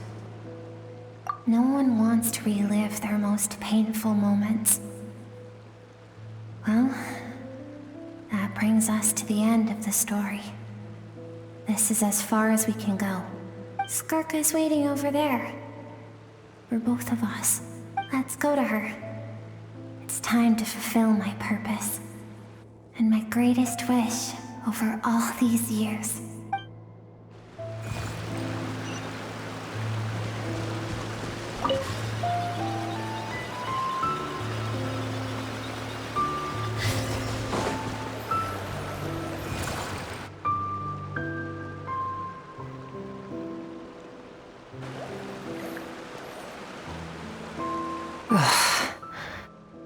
So all this, just so you could bring him here. I have things to say to you. Well, to me.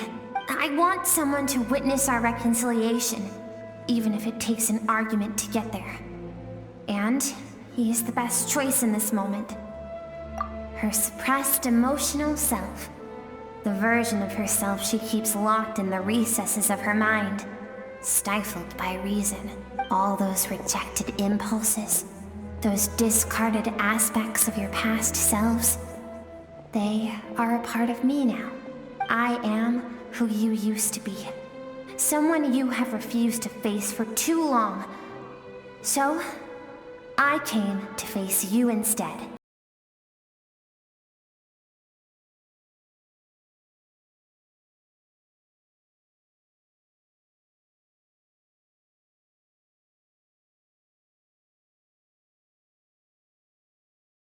Goodness over reason that doomed our homeland in the first place. The vastness of the universe renders everything insignificant. Our feelings most of all. Even so, learning from the mistakes of the past doesn't have to mean erasing everything. Strip yourself of your so-called weaknesses, emotions like kindness and empathy, and what makes you any different from the ruthless soldiers who slaughtered our people? The difference is that I'm doing what is right, what is necessary. I allow you to exist, but with limited freedom. That is the greatest kindness I can offer. I have shouldered everything you couldn't carry. I rose above the numbness and emptiness, and it was cold, unfeeling reason that brought me this far. It made me who I am. It made me strong. That is the problem. I want to shoulder those things together. On the grand scale of the entire universe, maybe our feelings are vanishingly small, but why should that mean they don't matter? Emotion gives warmth to the cold expanse of space. It gives meaning to the world around us.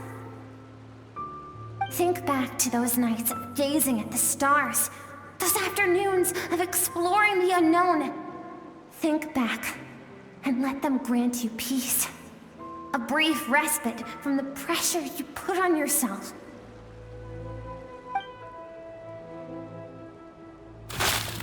That isn't what we need. It's exactly what we need. Aren't you curious about why recovering your strength has taken longer than normal this time? Finally, you get to the important part. That is the only answer I came here to find. Then look around. Look at your inner world. You cast aside your dreams and curiosity, and in doing so, you lost your original motivation. You severed all connection to who you used to be, so you can no longer draw strength from your past. Now, the only things driving you forward are fear and survivor's guilt. But these cannot take you far enough. And so, this river, the source of your strength, grows more polluted by the day. And do you think that means I should seek help from a weak little thing like you?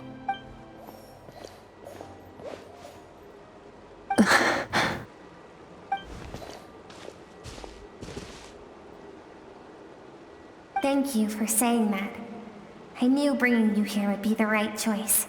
To be honest, I'm not here to argue with you. This isn't about who's right or wrong. And in fact, I agree that in order to make it through the wake of that tragedy, we had to distance ourselves from the pain through reason over emotion. But what is right at one point in time isn't always right forever. I know you will never forget that fire. I know the fact that you were the sole survivor fills you with guilt. And I know that among the voices that haunt you, mine is there too. Because deep down, you know that you didn't turn out to be the person you wanted to be. All those unfulfilled hopes are like knives to the heart. And I don't want you to hurt anymore. So even if you can't accept me, I hope, at least, that you can let go.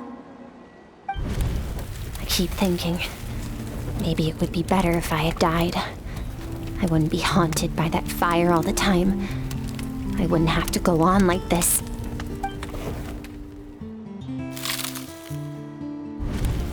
Your dad and I, we're not afraid to stare death in the face, but we need you to survive.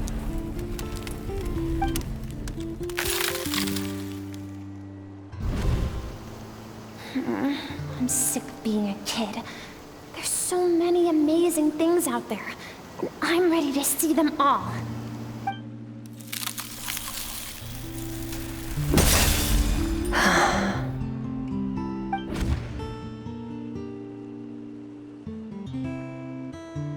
I remember. There was a song Mom and Dad always sang when we went out to fetch water. Dancing water. The sand along your path is begging for your song and movement. Will you carry this burden with you on your journey? I am not the dancing water, and you are not the burdensome sand.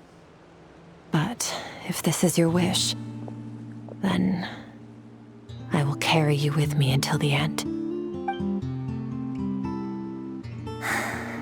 Thank you. I should be thanking you.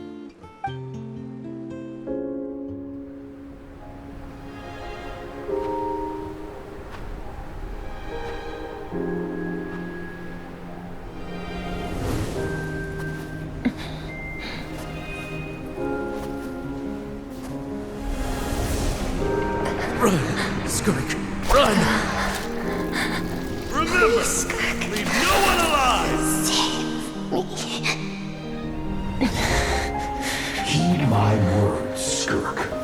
Let fear take root in your soul. Did you survive? Why was it only you? Skirk, did you become a positive light in this world?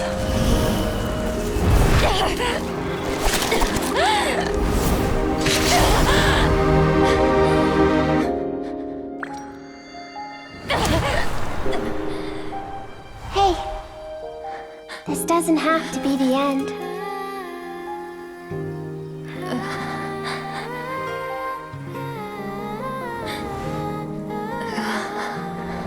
Life is a gift. Don't let darkness claim it.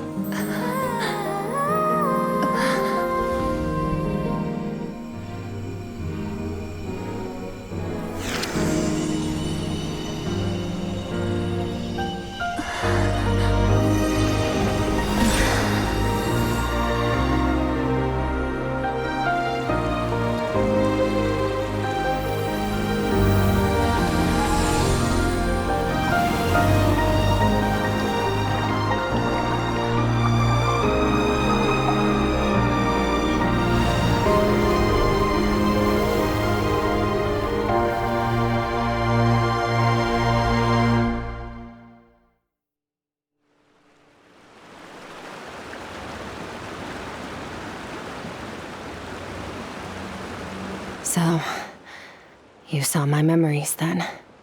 I once asked my master if survival of the strongest was the law of the universe. He said no. But in a world without order, those with no moral boundaries tend to be the ones who survive. That's why, after hearing his answer, an idea came to mind. An idea that, one day, I would create a new world order. One in which there would never be another tragedy like that fire. One in which power was not the law of the land. But that means I must defeat him. Because my master, Sertologi, is, at the core, a defier of all rules and order. Yes, and not just because of the gap in our abilities, but also because I have no reason to see him as an enemy. Although his decision to train me was not made out of kindness, he did everything a master should. He saved my life, taught me the sword and the principles of strength. And for that, I respect him. I know, and it's not something I want. But Master never goes back on his word. I have to treat everything he says as a promise. He's no longer in teyvat, but he sends me messages through the abyss every now and then. Most of them are simple greetings, or an answer to one of my questions. Every time I hear from him, my heart skips a beat. And I wonder if this is the moment where he'll finally appear before me and tear down everything I've built to pieces. Maybe that means I do live in eternal fear, just like he said. Yes, I respect him, but I'm also afraid of him. And for that reason, the pursuit of strength consumes every moment of my life. I don't know what Master has planned, but I have to be ready. Help me? Why? This isn't your fight.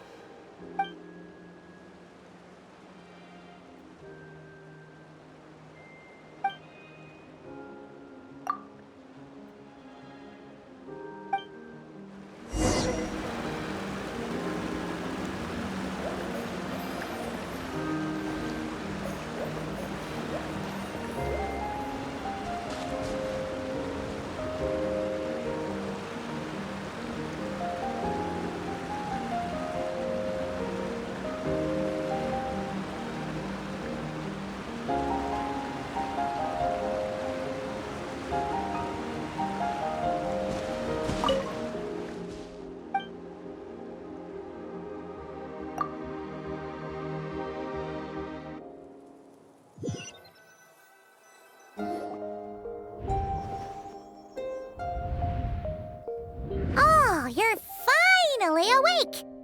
Honestly, Paimon was gone for like 2 seconds and then she comes back and finds you both unconscious? Oh, you scared Paimon half to death! You're both okay, right? What does it look like?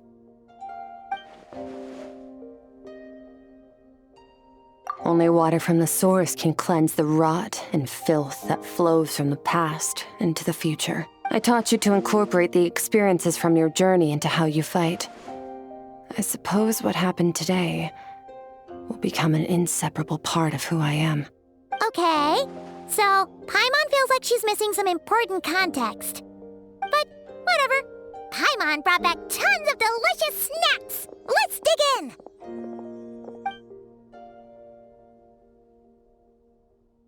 All right, it's about time we finished what we started. We're gonna deal with this thief for good, right? This time, I'm not going to tell you to hold back. But having digested even more power in the meantime, he's going to be tougher than before.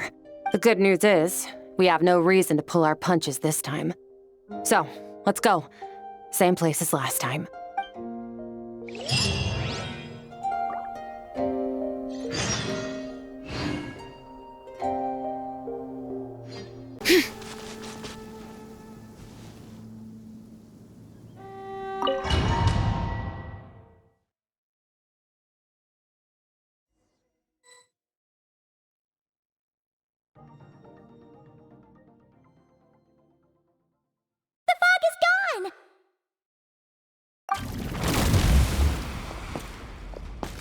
Wait, isn't that the form the all-devouring narwhal changed into? How come he knows that, too? Really? So, you're telling Paimon that giant whale and this guy can both turn into the fowl? How does that work? It's a subconscious instinct. Any intelligent being who longs for his level of strength is bound to mimic his appearance. It's a natural response after encountering someone as powerful as Master. To them, he represents ultimate power. We know the person before us has encountered Master, and we know he stole a portion of my power. So it's not surprising that he would assume this form. Okay. Oh, the closer Paimon looks, the more intimidating it gets. Nervalette isn't here this time, so it's up to us. He won't have the nerve to steal again after we're done with him. Let's teach this guy a lesson.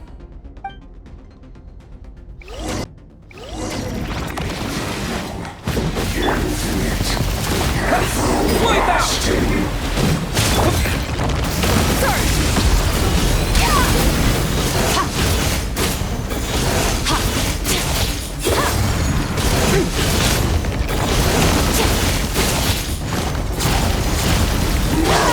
I've forgotten your training, I hope.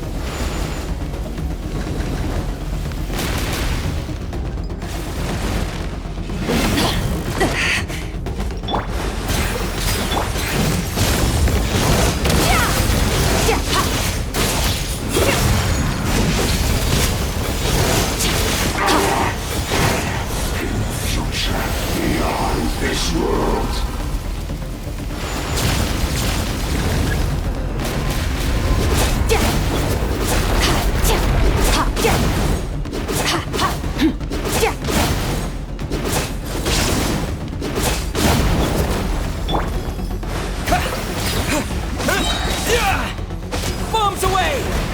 Water jet! Annihilate!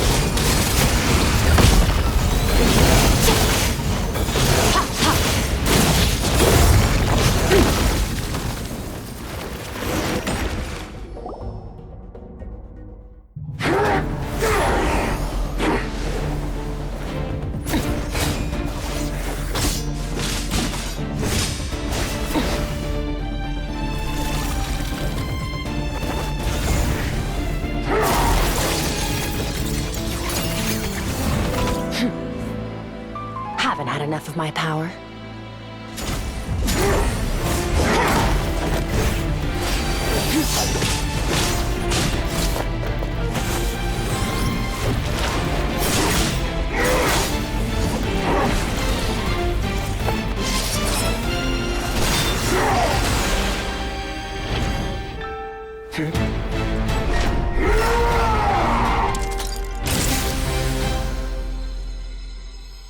Well then, let's see how much more of this power you can handle.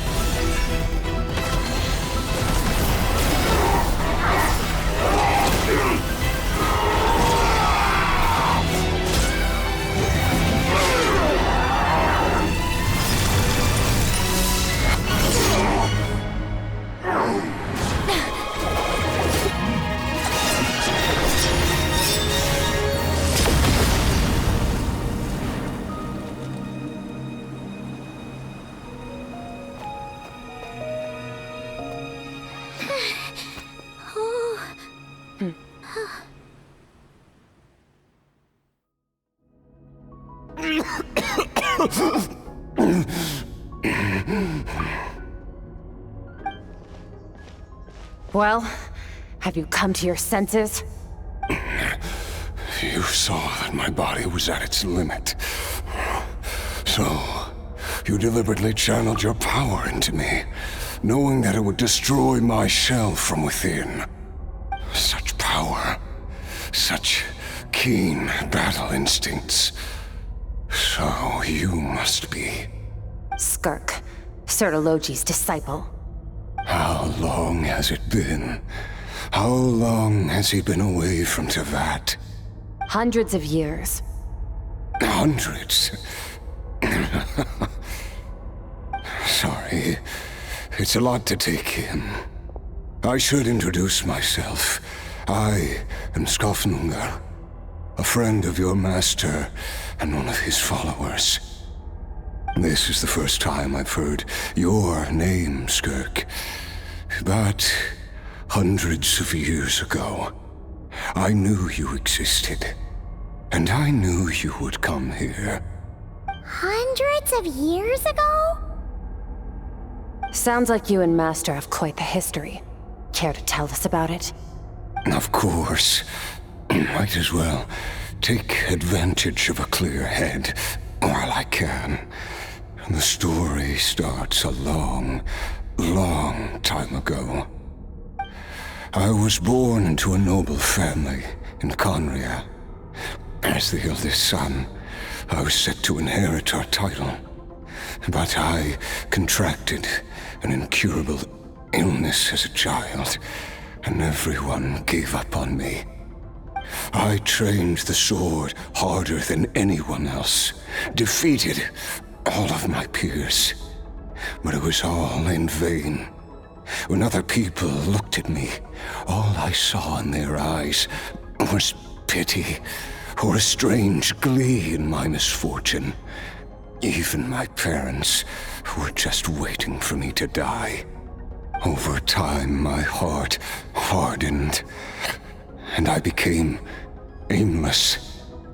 That was the point where I met your master, Sertologi. We were similar in age, but different in background. He was born in prison, the son of criminals who had been sentenced to death. He spent his childhood wandering the streets, facing more criticism than the literary works in the Universitas Magistrorum. Yet, he always wore a smile on his face, as if kindness and malice were one and the same, and he could not see the difference. I still remember what he said to me when we first met. You need to fight to survive. Even if it's a losing battle, it should light a fire under you. How can you sit back like this and go down without a fight? That does sound like something he would say. He was the first to acknowledge that I was worth something, and he inspired me to keep going. When we sparred together, it was the first time I'd actually felt the thrill of combat. When I was 10, he stole forbidden research materials and managed to cure my illness. It was like there was nothing in this world he couldn't accomplish. When it came to the human form, he was always intent on pushing the boundaries of possibility. But somewhere along the way, I fell behind. My talents were nothing compared to his, and at some point, I realized he had pulled so far ahead, I was too embarrassed to even ask him to spar. After his grand endeavor was successful, he sought me out and said to me, "This planet no longer holds anything of interest to me, so I'm leaving. But first, I have an offer. I can use a power I have just refined to break the curse of immortality for you. Your death was once what we worked so hard to prevent. But the immortality you now face is a different kind of pain altogether." I'll pass. Immortality doesn't sound so bad to me. Since I can't die, it means I have an infinite amount of time to get stronger. Maybe I'll finally catch up to you one day, and we can spar like we used to. Are you sure?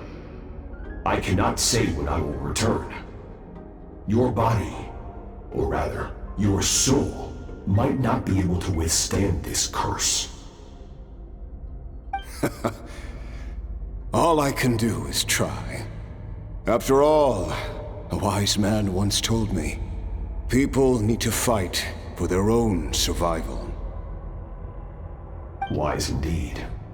Nevertheless, if you grow weary of the pain of immortality, and wish to experience a good sparring match before you wither away, seek out my disciple. Disciple? Never thought I'd hear that word coming from you. Nor I, but Betwixt said I was destined to find a disciple out there in the universe, and bring her to teyvat. You know as well as I, Betwixt's prophecies are never wrong. Well, now I'm curious about who this disciple of yours will be. All Betwixt said was that one day, the stars shall bow in her honor. Sounds pretty impressive. Of course. Only the most outstanding people would have the right to become my disciple. Still self-assured as ever, I see. But you're not wrong. I'll be leaving then. Oh, and if you are serious about getting stronger, I left you a little gift in the primordial sea. As I've said before, walk whatever path you want. Freedom means even the wicked get to make their own choices. Waiting for me in the primordial sea was the all-devouring narwhal, already beaten into submission by Sertologi. In its weakened state, I was able to cut off part of its flesh and sew it into my own heart. Your heart? That sounds like torture! How did you even survive that? Because, of course, I bear the curse of immortality. So, you used the curse to turn yourself into a vessel for power. Even with that whale's ability, devouring power like that is not something the human body can withstand. With your body and soul constantly at the breaking point, it was the curse of immortality that sustained you. But that is not the path to strength. You have to pour your heart into it, work for it, dream of it. Instead, you stole something that didn't belong to you, and it backfired. You're right. I should have known better, but I had already pushed myself to my limits, and he was still miles ahead of me. So I had to take a leap of faith. I miss your master. I miss the days when we were all together, troublemakers without a home. I don't regret the choice I made. But if you'll allow it, I do want to apologize. To both of you. After the beating we just gave you, I think we can call it even. You're an interesting one as well. Sertologi's disciple. That's a lot to live up to. It can't have been an easy experience. I know what he's like. He rules with an iron fist, using despair and fear to force you to catch up to him, all the while standing ever out of reach. We're like mountain climbers in the dark, never knowing how much higher we have to climb, or when we will see the sun again. True. But I made up my mind long ago. No matter how dark it gets, I will not give in to despair. I will overcome it. Besides, after hearing your story, I suspect what Master really wants is not a battle that demands his full strength, but rather a defeat without regrets. Oh? Since you're his friend, you must have some things in common. The first time we came here, when you stabbed me through the fog and stole my power, I felt no emotion coming from that spike. But when you had to devote all your strength fighting me just now, I could feel joy and passion emanating from your blade. It was the joy of a researcher discovering the truth of the world, the joy of an artist uncovering a temple of wonders. Interesting. I'm certain I didn't express those emotions outright. Yet you were able to read them from my blade, like a glimpse into my inner world. You're right. That battle brought me an unbridled sense of joy, and my defeat brings me no regret whatsoever. Exactly. I think Master also craves a battle like that. One where his opponent forces him to use all his strength, unlock the extent of his potential, and transcend his own limits. A battle to end all battles. After which, all can come to an end, including, perhaps, his life.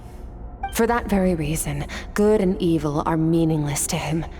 He has one purpose, one goal: to complete himself. It's one of the secrets to his strength. Perhaps you're right. Perhaps that is his goal. What a battle that would be. Oh, to witness such a... Are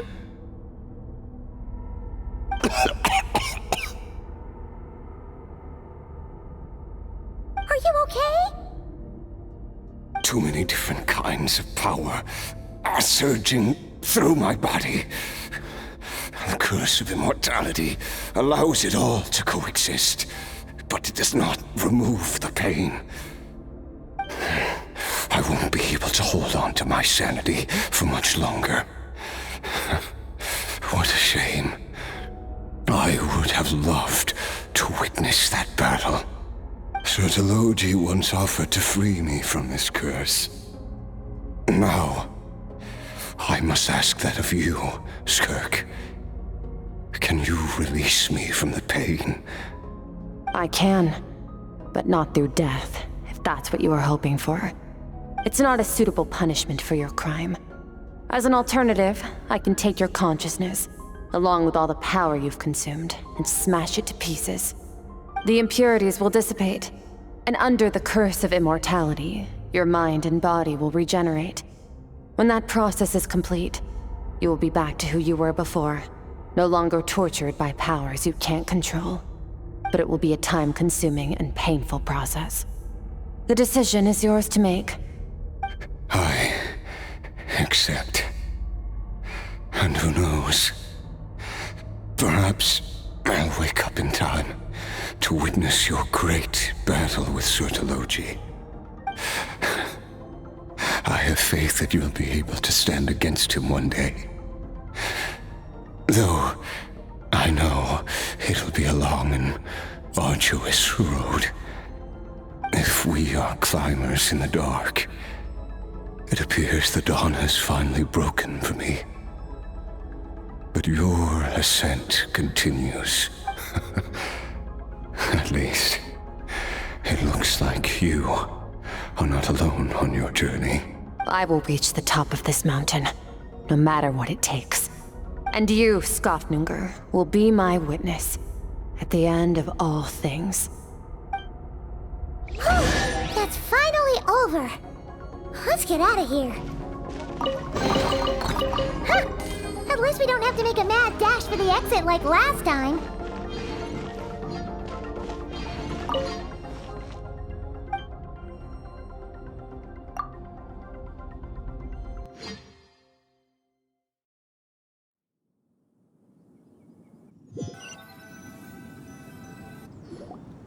We did it! It's only been a few days, but it feels like forever. Once again, we've proved there's nothing we can't overcome. We're just that awesome. Wow, you sound even more confident than usual. Guess you really have become stronger. Today sure went by fast. It's night already. Oh wait, that reminds Paimon. The stars you mentioned, the ones that died out, are they back now? Yes. The power Skofnungr stole has been returned. So, the stars have regained their light. Great! Huh, it's crazy that you even noticed their light was gone. There are so many stars in the sky. If a few disappeared, Paimon definitely wouldn't be able to tell. I suppose it's because I have gazed upon this sky for centuries. The false stars, hanging in the meticulously planned sky, glittering with rotten light. It's not real. And yet, it is for that very reason that I can look upon it and enjoy the momentary peace it brings.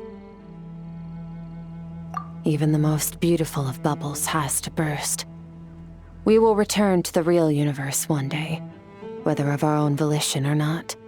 Time marches ever forward. Even the innocent and naive will taste life's bitterness. Yet through hardship, we grow until we learn to seize the sands of time for ourselves and uncover our true strength. Though we gaze upon a false sky, its vastness and majesty is palpable. One can only wonder, what is it going to take for kindness to reign supreme in the vast expanse of the universe? Ugh, this is all going over Paimon's head. But if she knows one thing, it's that the Traveler always finds a way. Ever since we met, he has filled Paimon's days with happiness. No matter how tough things get, he always finds a way to make it better. If it's too big a job for one person, then we'll do it with two. And if two's still not enough, then three. We've met so many amazing friends and accomplished so many amazing things. As long as we don't give up, we can make any wish come true. I suppose when it comes to you, anything is possible. Well, I should be going. Now that my power is no longer isolated from my emotions, I need more practice to get used to it. I suppose fate will decide. Maybe we'll bump into each other on the street. Or maybe we'll reunite on a different planet entirely. Regardless, reunions and partings are but passing moments.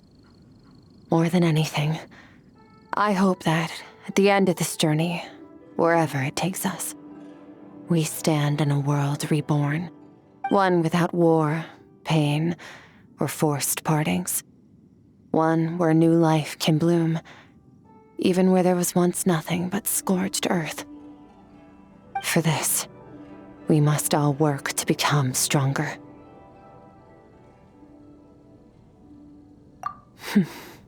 If that's what you want to call me, I won't object. Goodbye. Bye!